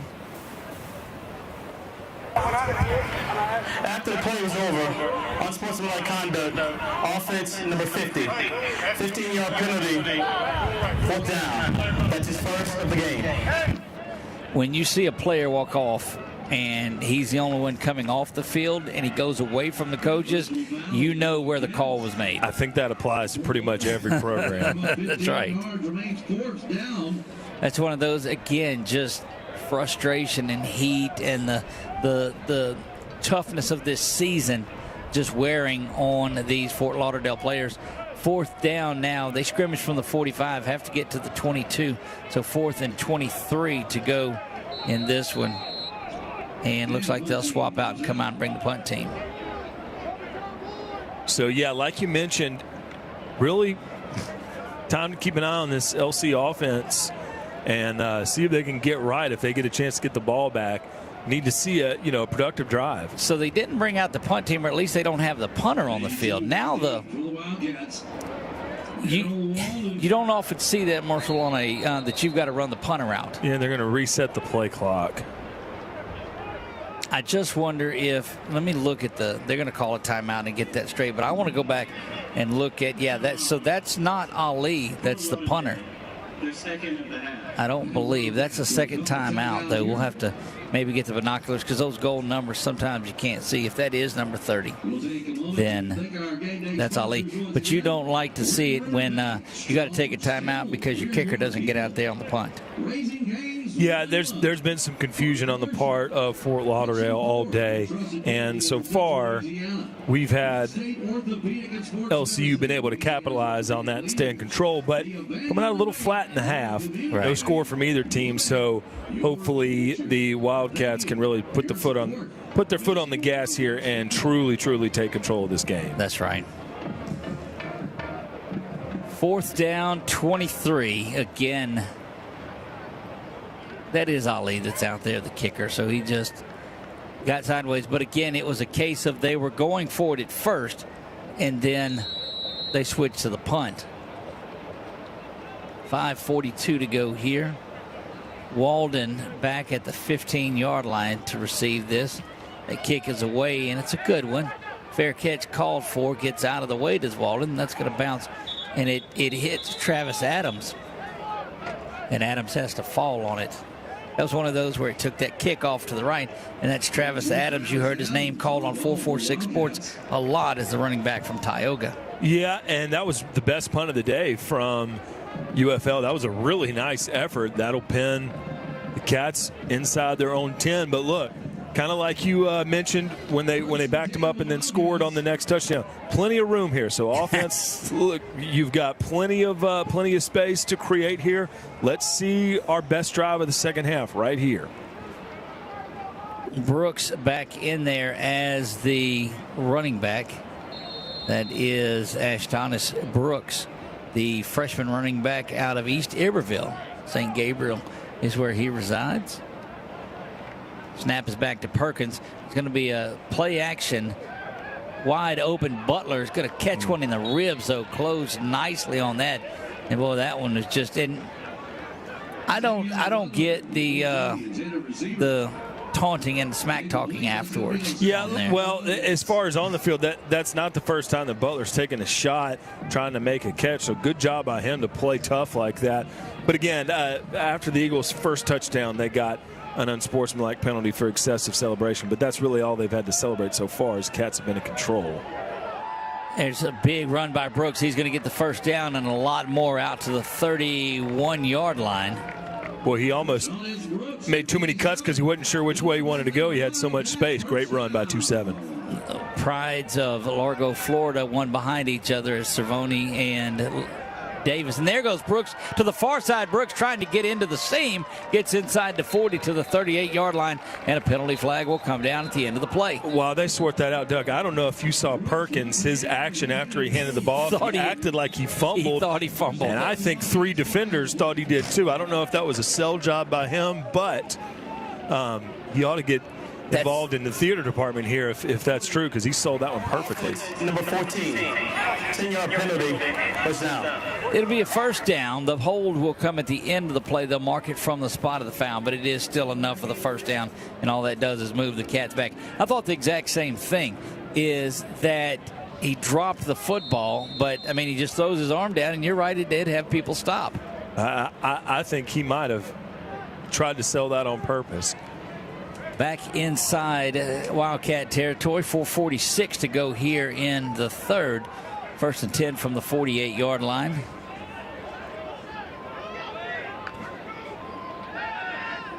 Perkins now looking for a wide open Cervoni. Just over the outstretched hands, and those two banged into each other. Good play of coming back the other way and making that was number 8, Jaden Robertson. Boy, Cervoni never stopped running. He was the man in motion going left to right, and as soon as he snapped the ball, he planted his foot and turned upfield and just not able to connect. That would have been a great play if they could have completed it. Maybe a little more air under that one, but again, it was a pretty direct throw again. Second down now and 10 from the 48-yard line. Go the Wildcats left to right. Bryce Perkins calls for the ball. It's a high snap again. Looks like Tyrese Mosby that's in there, but I didn't think he would be playing today. No, that's 34. Okay, that's not Mosby. That's James Owens, who is back in there. And again, just things not running smoothly for the Cats in this one. Got 3rd and 10 here. They need to move the chains to get into Eagle territory. Butler in motion. They'll try to throw it across the way. Good job of making a man miss by Xavion Butler, and he's going to get out the first down, but goodness, the little stop and let him go right by you. Great move by number 14. That was excellent. That was some Days of Thunder stuff. Put the brakes on and let him fly right by you. Really well done. He deserves it. He's been working hard out there in this second half. 37-yard line, scrimmage the Cats, first down and 10. He's got a matchup over on that side. Good looking run up the middle, and there's the matchup that you like as well. That's James Owens pushing folks down, continues to run down to the 12-yard line. James Owens representing Washington Parish. Good job, number 34. And Wildcats are inside the red zone. James Owens has been a spark that they've needed. Quick hitter out to Xavion Butler. He's got a lot of room behind those blockers, and he's going to carry that ball into the end zone. Touchdown, Xavion Butler. Touchdown, Wildcats. They moved outside. He was in there at left tackle. Once the pass was completed, he was up front, almost kind of like a screenplay. 52 paved the way, and it's another touchdown for LCU. Look, when that ball, he's stretching it out in the end zone. I thought the ball was coming out, and we've seen that happen before, but he's just saying, look, I'm into the end zone. Let's go, touchdown. Boy, these offensive linemen all day have just worked their tail off to get out in front and make things happen for the playmakers. And it's one reason. Kick is no good off the leg of Levi Hilburn. Score remains 39-6. We'll be back with 3:01 to go in the third right after this. University of Fort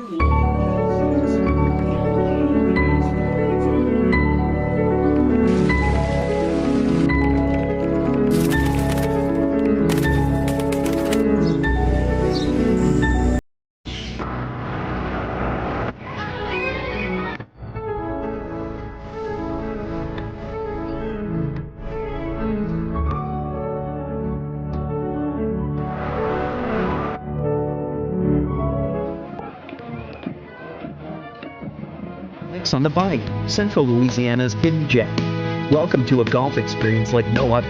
Our Links-style design sets the stage for an exciting and unique adventure. 5 distinct tee boxes cater to every skill level, ensuring a game that's perfect for you. And when you're ready to refuel, head to Becky's Bunker Club for dining with a view. And gear up in our pro shop, ready to elevate your golfing experience? Tee off at Links on the Bayou today. Links on the Bayou, redefining the way you enjoy golf. Go here high atop Wildcat Stadium. Hilborn set to put a foot into this one. Now that may be Baker that kicked that one. I'll have to turn and look. It was Baker, yeah 49. Preston Baker that does that. I don't know if Levi got a little shaken up, but they're just rotating them around some. They're going to call offsides is what they're going to call. Now Levi's fine. He is showing a little bit of a limp over there as I see him on the sideline closest to the net.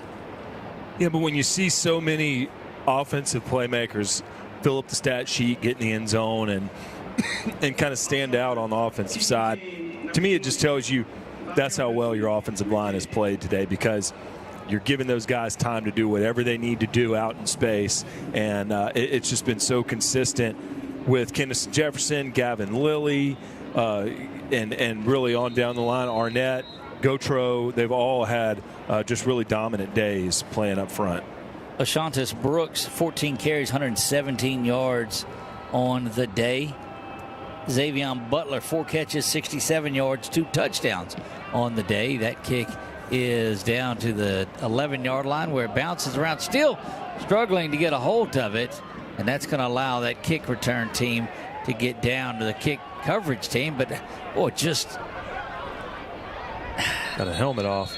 That's one of the most unique plays on a kickoff that I've seen. That one was interesting. It's only about a 10-yard return, a couple fumbles, about 6 missed tackles, and a helmet on the ground, and it's 1st and 10.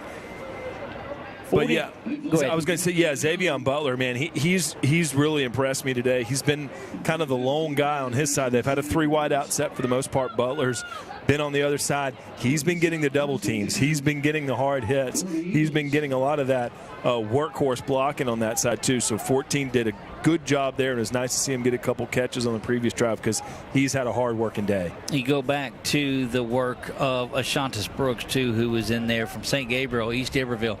Has carried the load today. 14 carries, 117 yards. You're going at 8.4 yards a clip. That's not a bad way to go. 1st down and 10. Looks like King is back in there. Pressure again. He just has to dump that one off. But, I mean, they have been hurried all game long, Marshall. Yeah, Jackson was back there in the backfield, but also Cameron Brazel, 6'1", 210 freshman out of Lake Charles College Prep. He got some pursuit in there as well, and 2nd and 10 now. 2:39 remaining in the 3rd. Game that is 42-6. Clock stopped following that incompletion. Cats have been in control of this one since the first 23 points were put on the board. King there throws a quick hitter over to the near side where it's complete. Wanting a hold but not getting that. Complete to number 6 is Gene Telford. Xavier Jackson and Caleb Brumfield have checked into the game now. And now, if you see, the Wildcats are going, they've switched to a 3-man defensive front, and they've got 4 linebackers.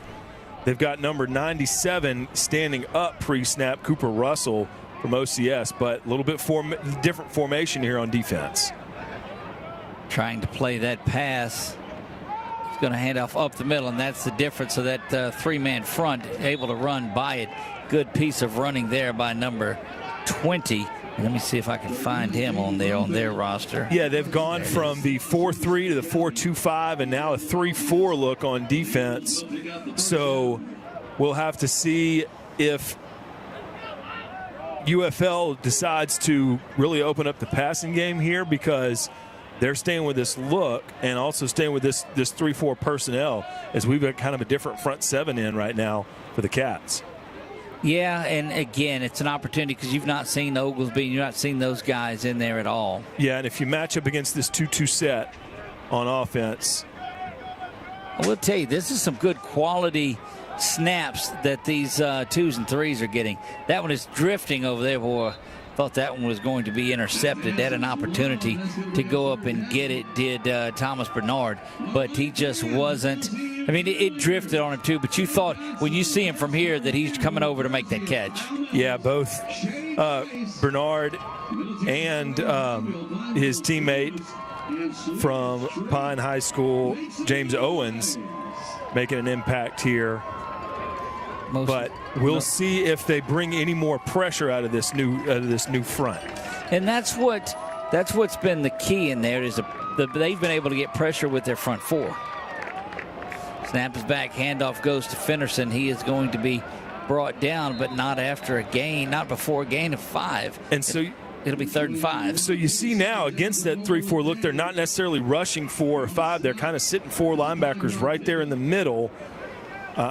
Must be a look that they see, but as we get into the 4th quarter here in a moment, we'll have to see if the passing attack really opens up. It looks like they've taken some of the pressure off of it, because you're right, we've not seen a blitz throughout the day. Yeah, no more than 4 the entire game. 3rd down and 5. Eagles on the Wildcats 47-yard line. 24 seconds remain here in the 3rd, ending the 3rd is upon us. King calls for it. It's a low snap, but he gets it in. He's trying to go get it all right here.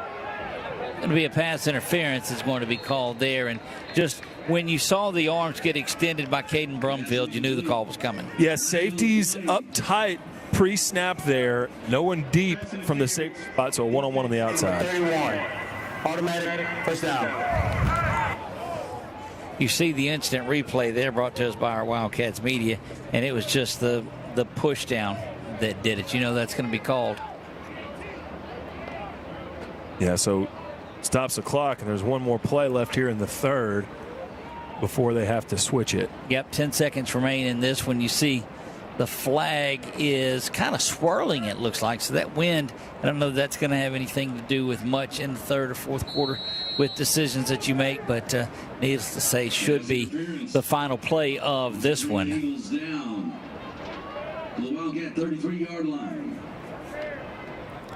King gets everybody set. He's got 3 to the top, 1 to the near side. Going to be a quick throw over to the right side. It is complete, getting down the sideline, and will be at 3 and 2. The clock will stop as he went out of bounds. They'll move the chains, and you see the clock expire down to 0. That'll send us of the 3rd quarter. That'll send us to the 4th quarter. We'll take a break and come back with you for the final frame. You're watching LCU Wildcat football. They lead it 42-6 on 446.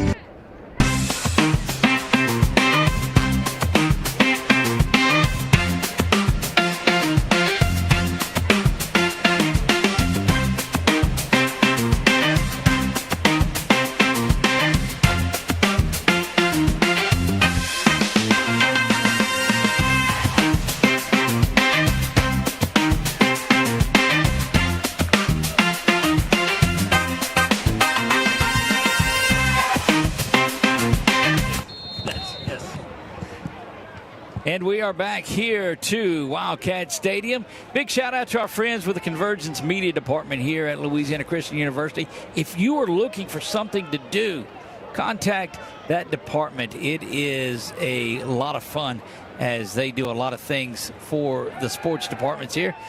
Throw to the near side is complete. Going to be drug out of bounds. So that'll stop the clock. It'll be About a 5-yard pickup there. Jimmy Anderson from Huntington High in there now for the Cat defense, and he was in there with Lyric Hawkins to make the stop. Second down, and I guess they give him 4, so make it second down officially and 6. Yeah, still in that 3-4 alignment. Like they're just trying to lay back and not get anything over the top. I think you might be right. Snap is back. Football spins. Here's good pressure up the middle, but unable to contain. Now it collapses on him, and the Cats will finish that off, and it will be a sack recorded. Jaden Washington and Caleb Brumfield teamed up there. And now we see some more guys checking in. Number 58, James Gaspard, the Denham Springs grad, is in now. So really getting to see a lot of players. One of those was forced to as the helmet of Brumfield came off during that. So third down and 10 following that sack, and it's the money down here. Saw Coach Chrisman and that crew from Tioga out here today. They had a big win against Jena last night. Great win for the Indians. Snap is back there. That's a throw that's behind the line of scrimmage, and it's going to end up behind the line of scrimmage. That'll be a tackle for loss and bring up fourth down. Yeah, Tioga putting a lot of the state on notice after that statement win last night. They had a good game against Sterlington earlier in the year, so Indians, they get to play here on 446 Sports, and they've got some great district games coming up against Franklin Parish and Wassman and the like, so that'll be fun to watch. Look, it's district rears its ugly head beginning right now. This is week 6, and we are in it. Fourth down and 11. They've got to get to the 11 to get the first down. So they got 3 wideouts now instead of 4. Got an extra blocker in the backfield. Trying to stave off this pressure as it's a 5-man front going right down the seam, but unable to get there. Too tall to call, and that one is going to be no good for a turnover on downs, and the Cats will have it first down and 10. And there, with 12:40 left to go in the fourth quarter, was your first blitz of the game from this defense. They brought a 5th guy up the middle, really sped up the timing of that play, way overthrown, first and 10. Look, that's and that going against the extra linemen that had already been brought in because they were on the 3 wide receiver set. So first down and 10, Cats have it. Yeah, nice to see that chess match there. Once you change formations, you can get into it real quick, dial the play up, and get it done. 12:40 to go in this one, and it looks like we have a change at quarterback. That is Phillip Jones, the second. PJ is in there, and he's making things happen with his feet. Out to the 40 now, near midfield. Inside it to the 48 goes Phillip Jones. Redshirt freshman from Chandler, Arizona, and really nice move up the right side, and they're hurrying it up here. Yep, Phillip Jones, the second, really changes the dynamics of things. Handoff there. He wanted to hang on to it, but it is going to be given off to the first man through, which is Jace Johnson, and he will be dropped for a loss of a yard. Jones has a really good arm, too, and can throw the ball. It was a great battle between he and Bryce Perkins in the fall. There was a 3-man between Landry from Catholic New Iberia as well. That one goes on the ground, but it's picked up, and you see the arm right away. That's a really good throw there. A flat-footed, back foot type of throw there. Not able to step into it. Yeah, Luke Landry, number 12, really talented quarterback. So the cupboard is full here, and again, just a great testament to what Coach Ben has done with this roster. We were able to visit some with, yeah, that's, you're going to have that offside. Able to visit with quarterbacks coach Max Pardon. Max is a great story. Played here for a couple of years and is now working with them as well. Did some, I guess, intern coaching over there with Coach Bachman and those guys at Ash, but brings a lot to the table here as an instructor for these young men. Yeah, Central Louisiana has made a name for itself over the past few years in football around the state, and LCU's been a leader in that. Third down and 12. Looks like Walden is in at the slot. Yeah, 82 from Captain Shreve. He's in. Reaction by the offense. 5-yard penalty. Third down. they're letting you know that it was an offsides. It caused the reaction. That's the second time we've seen that. So that'll bring it down to 3rd down and 7 now. Ball rests at the 45-yard line. Line to gain is the 38. Yeah, I got J.D. Winans from Minden to move there, but The third and final. Third and final timeout for the Eagles. And let's leave it here and kind of talk about what is coming up next week as the Wildcats drop back into conference play there. They go against one of the top-ranked teams out there in the Sooner Athletic Conference and Texas Wesleyan. Yeah, like we mentioned earlier, they were the preseason top-ranked team in this conference. And again, you know, a program that's been doing it quite well for a while over in the DFW area. So it'll be really a big-time road trip. You're not, not necessarily going out to somewhere to rural Oklahoma. You're going right in the big city, and so there's going to be a lot of talent on that roster. Of course, we'll bring a lot of talent over the state line, and already been into conference play early on in the season, but these are the games that you want to win. Look, those you circle Texas Wesleyan and you circle Ottawa out in Surprise, Arizona, as the two top teams in this, and the Cats are wanting their name mentioned in that all along the way. 3rd down and 7 go the Wildcats. Cervoni up at the top hash. To the near side is Walden, and it looks like that number 88, Jalen Groton, is out there as well. First time that we've seen Jalen, I think, in this one. Phillip Jones, the second, brings Walden in motion. He'll make his way across the field, turns up there. Handoff is going to be given to Johnson, and he'll be brought down the backfield, and that's going to be 4th down. Yeah, Johnson really got that ball. Jones held on to it about as long as he could. Eagles ever to snuff it out, and that'll bring on, looks like 35. Hilburn's out. And Levi Hilburn's going to come out to punt this one away. Don't be confused. They didn't bring him out here to try a field goal from out here. To that point, him and Preston Baker have kind of been we saw him rotate on kickoff, doing interchangeably. So, sure, why not? The deeper and wider your talent goes, the better. Snap is back. Kind of the angle coffin corner style kick, and look at that ball just float up there and turn. Wow.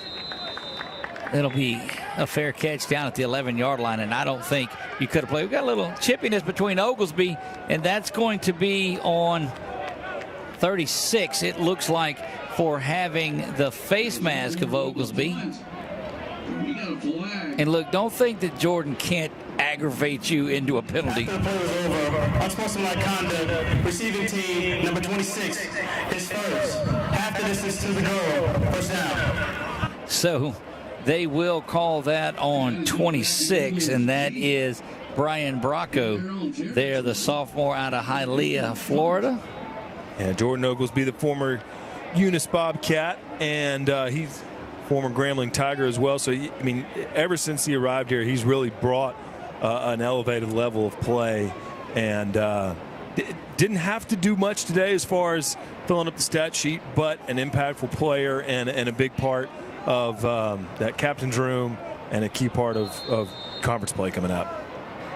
Well, it's been a number of stars out there today on this one. Xavion Butler, Ashantis Brooks, Nate Sullivan. Eagles go under center for that snap. Wow. They've been out of the shotgun for most of the day. Out to the 10-yard line. Just trying to get something moving forward. At this point, the clock running is your friend. You're okay with that.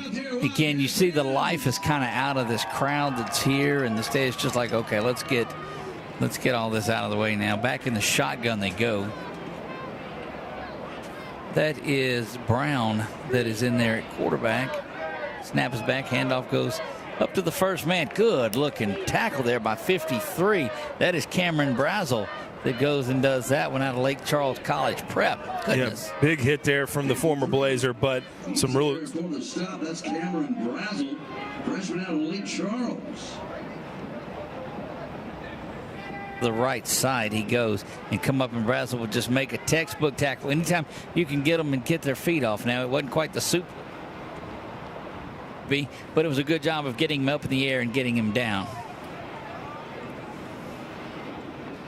Ball on the ground, but picked up there. Quick throw over to the near side and complete. And Brazel right there again to finish things off. He was helped out on that one by 26, who was in there, and that is Brandon Henderson Jr. out of Woodlawn High School in Shreveport. Jordan McClendon has checked into the game for the Wildcats. So has Cooper Russell. So continuing to empty the bench here, and there's nothing wrong with that. Snap is back there. Handoff does go up the middle. And, the work. That was 57 for the Wildcats coming in. Xavier Jackson making that play. Yeah, he checked in the game with Jordan McClendon on the previous snap. Got a little bit of work early on. Now 45 checks into the game. Jeremiah Swim, the Caldwell Parish former Spartan. He checks in at cornerback. Look, I do like the fact that these coaches are getting so many of these younger players in there, getting them some time. Your college working out, doing everything with the team, and get out there and get some playing time. Demetrius Hardy from West Feliciana in there as well. Third down, back to pass. That one's complete. Little pitch and catch out for a first down. Yeah, coverage coming from Brandon Henderson Jr. from Shreveport, who's in there. Clock continues to roll, and this one should get us under 8 minutes before it's snapped. Yeah, I believe just about every starter is out for the Wildcat defense. Yeah, they're lined up a long way away. Cats will get a lot of players back next week. They were missing several. Dayton had just a few snaps that he took, but should get Darius and EJ back next week. Here comes pressure.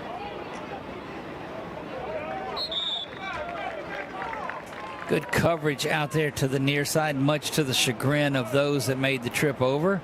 That was number 26, Brandon Henderson Jr. Yeah, Cooper Russell, OCS Eagle, with great pressure from the backside, able to flush the pocket out and force the incompletion. Second down and 10, 7:39 remaining here in the ball game. 42-6. Cats on top in this one.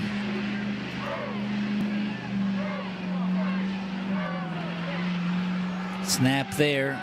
Brown pointing a receiver out again, having trouble finding it. Here going to come pressure, and that's going to be a sack. Good work there for the Wildcats, number 58. That is James Gaspard out of Denham Springs. So, boy, we have gone up and down this roster. And look, they're all getting on the stat sheet, fun, too. Yeah. That's the former Yellow Jacket that is out there from Denham Springs. Yeah, I enjoy the challenge of seeing who it is each snap. And really, look, everyone coming in and executing. There's been no loss of momentum. You've still got them behind the chains, third and long. And you're seeing out of Louisiana. Building the roster from within. Back to pass goes Brown. He's coming to the near side. Pressure again, but they'll just check that down out of the backfield. Near face mask. Nothing called down to the 31-yard line. It'll be fourth down. I think they're third. And that was 46 in there. No, it is fourth down. Demetrius Hardy got in there and got the stop. Yeah, 4th and 5. I would imagine they'd go for it. Or no, they may bring out their punt team. Yeah, I think that this is one of those games where they said, okay, we're done. Y'all are done, we're done. They'll snap it around the 6-minute mark, so the bulk of this fourth quarter is gone away. Keeping Sandoff in there to return the punt. And this might be a chance where he might try to do something if he gets one to return. Yeah, that's just been the problem. He's not gotten that many opportunities. Good snap. Ball held around, kicked away. That's one that is returnable.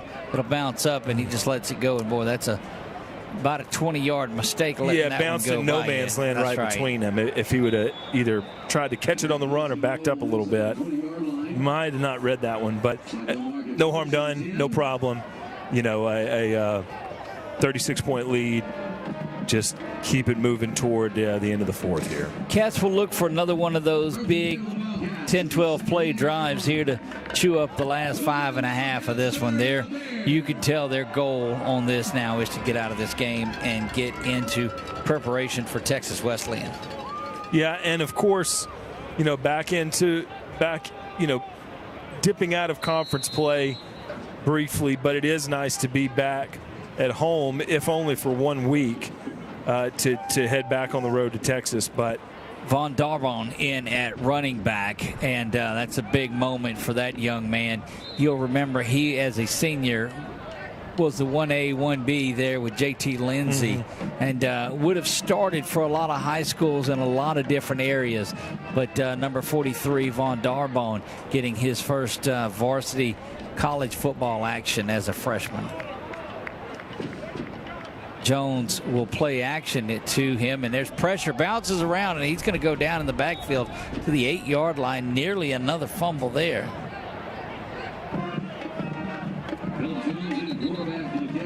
And got a man down for the Eagles. Cats are facing a 3rd down and 20 when they come back from the injury timeout. Why don't we take it with them? We'll be back in 60 seconds. You're watching LCU Wildcat football on 446 Sports.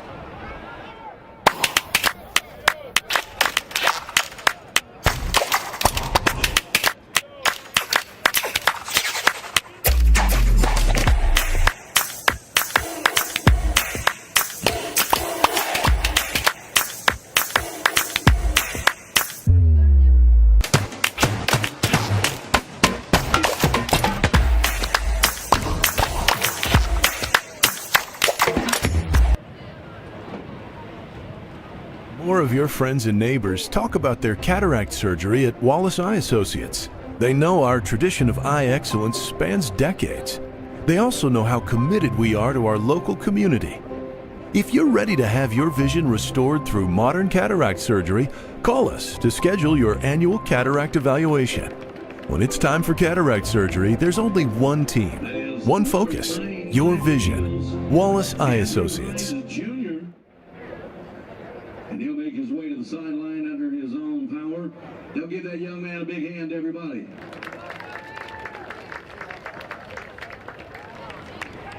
We are back here to Louisiana Christian University Wildcat Stadium. Doug Gann alongside of Marshall Leffler, bringing you LCU Wildcat football all season. Delighted that you could be here with us on this Saturday afternoon. Got a lot of time to fire the barbecue pit up, the grill, and just do what you want to do this evening.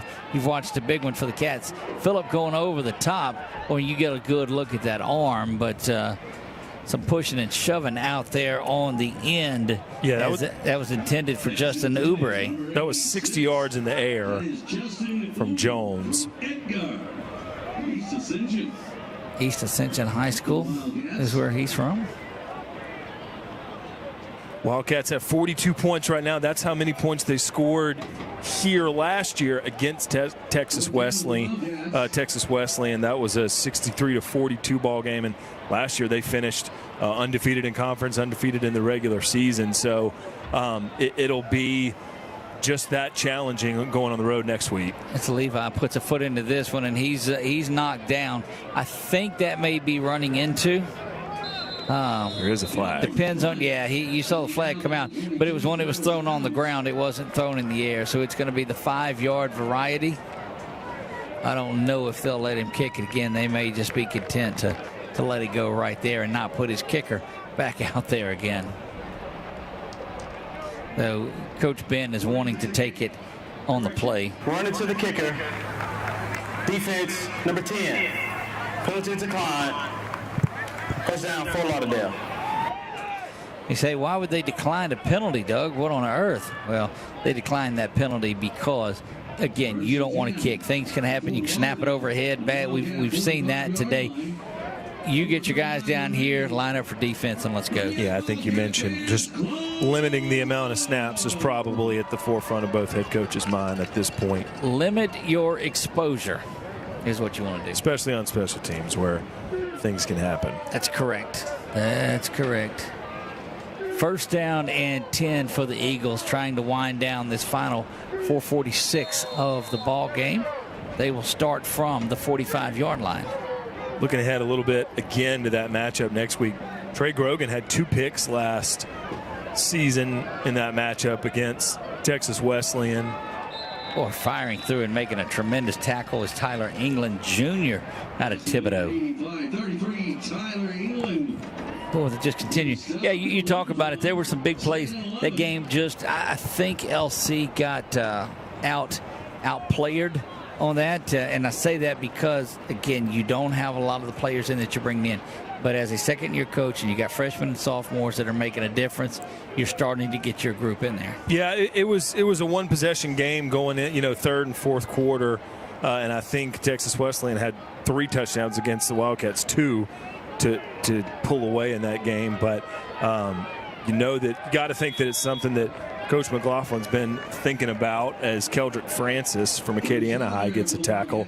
But, to get back at them, to haven't lost a regular season game in quite a while. So, and this series is tied 2-2, so it'll be a great matchup for those two next week.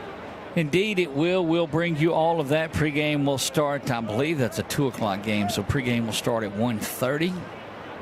And long day. We'll make the drive. We'll leave around 6 in the morning, drive over there to this one, and have the game and come on back that evening. Only good thing is it's a 2 o'clock game, and we'll get back at an early enough hour. 3rd down and 9. Pass is incomplete. Not a lot in that one. One of those I would liken that one to a free throw shooter hitting the front of the rim and not getting legs into it. That's what happens in the fourth quarter, I promise you. 3:08 remaining here. It is 4th down and 9.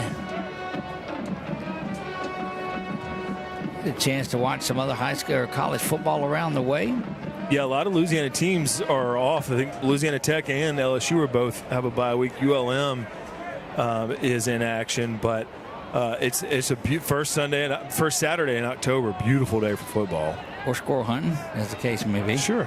Snap is back there. He's going up and over the top. Got a man wide open, but not going to be able to get there. And not what you like on the coverage. You'll take the incomplete pass on 4th down. But 4th down, you got to have somebody back for that. Was Aaron Brown was in coverage. And again, we're into the 3rd and 4th string here in a lot of positions, and that's quite all right. You got to get in there at some point.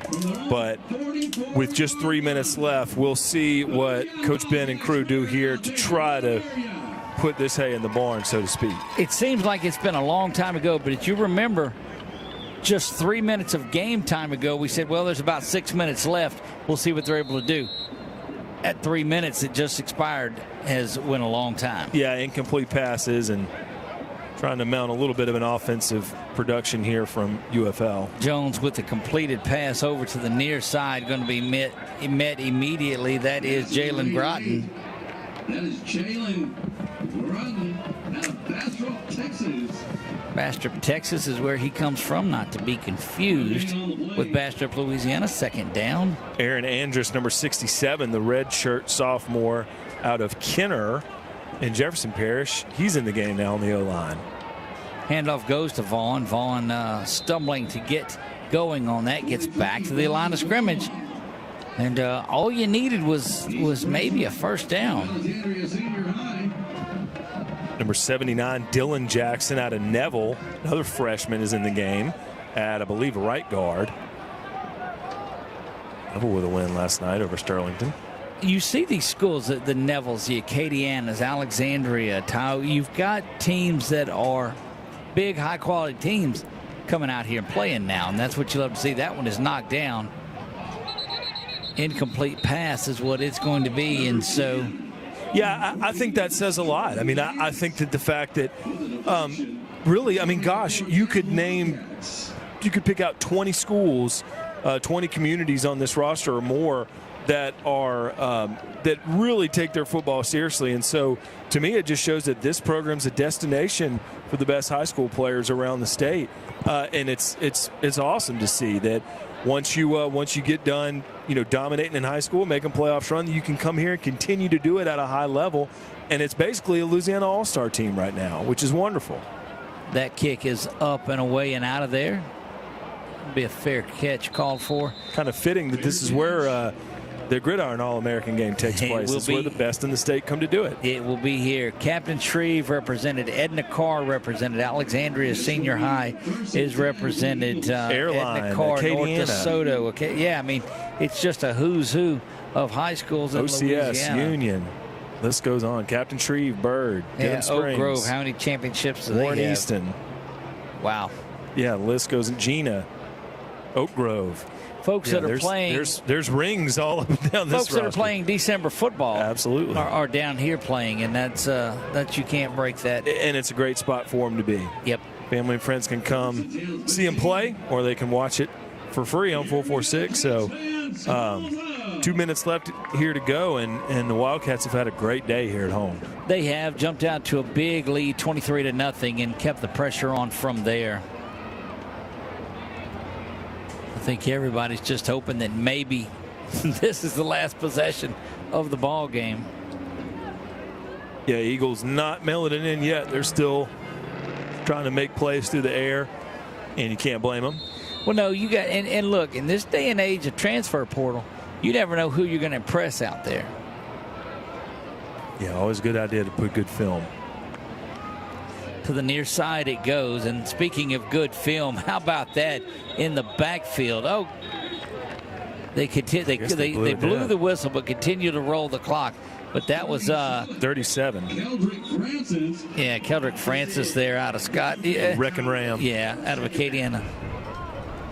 And of course he's going to be aggressive and play that kind of ball. Played for Coach Matt McCullough down there in that group at Acadiana that went back-to-back in, 19 and 20, I think. 2-minute timeout on the field, 42-6. Wildcats lead it. I think one of those years did it with like a 18 seed or the 14 seed, something like that, where they mowed through the playoffs and got it done. Yeah, but that's I think that it was one of those situations where you had a couple of wins that end up getting forfeited, so it drops you down in the power rankings, and that's just a disaster for one of those higher ranked teams that has to face that. Yeah, that's just not that's seeding and rankings, and that's why they don't come out right the very day that it closes down. Well, that's why we got to get on the air and talk about it every week, that's because what we're here never for. know what happens. We will start talking power rankings once district starts next week. So my goodness, it's already a third of the way through the season. Bring it on. Handoff is there up the middle, going to be stopped. You can tell your programming where it's at by if somebody tells you you're halfway through the year right now, or if you're a third of the way through the year. You're right. Yep. Are we just ordering the flowers for senior night, or do we have plans for Thanksgiving? That's the difference. And for the Wildcats, again, I mean, just like we mentioned, district play, conference play really gets in full swing for every collegiate league around the nation. So, it's usually one of the premier Sooner Athletic Conference games when the Wildcats have been involved here recently, and wouldn't surprise me if next week's was a game of the week candidate for sure.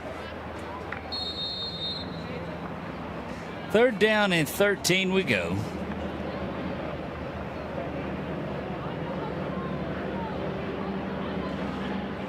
Handoff up the middle.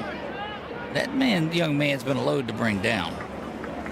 59, Ross Bird from Lufkin, Texas, freshman. Inside linebacker makes a stop there.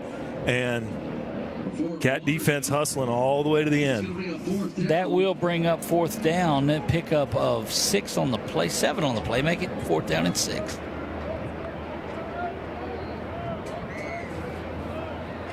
They'll go for it down here, of course, as time's running out. And now they'll bring out their punt team. 14 and 13 on the play clock. I don't know. They're going to end up, it looks like, getting a delay of game penalty because they are out of timeouts. Time's out. 6, 5, 4, 3, 2. Oh, they reset the play clock, so I guess that works too. Reset the 25-second clock. Snap is back. Kick is away. And that looks like... Oh, he couldn't resist it. I can't watch another one of these. And unfortunately, Sandoff was trying to get out of the way, but that ball bounced up. He thought it was going outside, and it bounces back into him. And at that point, you got to get it. If there's a stat, and I don't think there is, for fortuitous punt outcomes, UFL has set the record today. Every time they've had a punt, it has just ricocheted in the direction that they'd want it to go. And we haven't had any chance at a punt return opportunity. That's really the only unfulfilling facet of this game, because turnovers, onside kicks, perfect on field goals, efficient offense and defense. It's been a red-letter day for the orange and blue. Should be the final snap of the ball game, as there are 41 seconds to go in this one. Jones calls for it. Darbone's going to get the final carry. Vaughn going up the middle gets positive yardage out to the 42-yard line, so give him a pickup of 6. Play clock is at 38. Cats will go in a hurry. Trying to get a man off. He's in the backfield now. Doesn't get off, but I don't think they care. Phillips going to keep it to the near side before he slung down at the 45, but he was down. 17, 16, and 15 to go. Marshall, it's been a great one, my friend. Cats are going to win this one 42 to 6. And we'll move to 4-2 overall. They are still 3-0 in Sooner Athletic Conference play. They will move back into that next week with that big trip to Texas Wesleyan. Going to be a battle down there, but right now it was a pretty good ball game. You go back early on in this one to find some of the key contributors. Nate Sullivan in that game. Xavion Butler was one of them. Bryce Perkins played a great game, used his arm and his legs. Yeah, and really just kind of spreading the ball around. Omar Davis was a factor early on, if not in the stat sheet, just by his presence. And I think Trace Williams was able to get involved early. Hawkins there in the first half, able to make an impact. And again, Xavier Jackson in the backfield and that entire starting offensive line, they all deserve an extra chicken tender after the game today, because they really worked their tail off to make it happen for the offense. Look, I was so impressed with Trace McHugh out there today as well. That big tackle that Oglesby had. We call he's Christian Doyle's name a lot. Relentless. Yeah, it was ridiculous. Just a complete effort, as you're going to find. Side note on here, too. Levi Hilborn finished the game. He's got 197 career points. He'll go for career points 200 in that game against Texas Wesleyan. And let's let that be on 3 extra points next week. Sure. Should be a big one. When the Cats come back, it'll be homecoming in a couple of weeks against Nelson. So make sure you get back for that. Follow us next week to Texas Wesleyan. We will go on the air at 1:30. Kickoff is at 2 p.m. Final thoughts?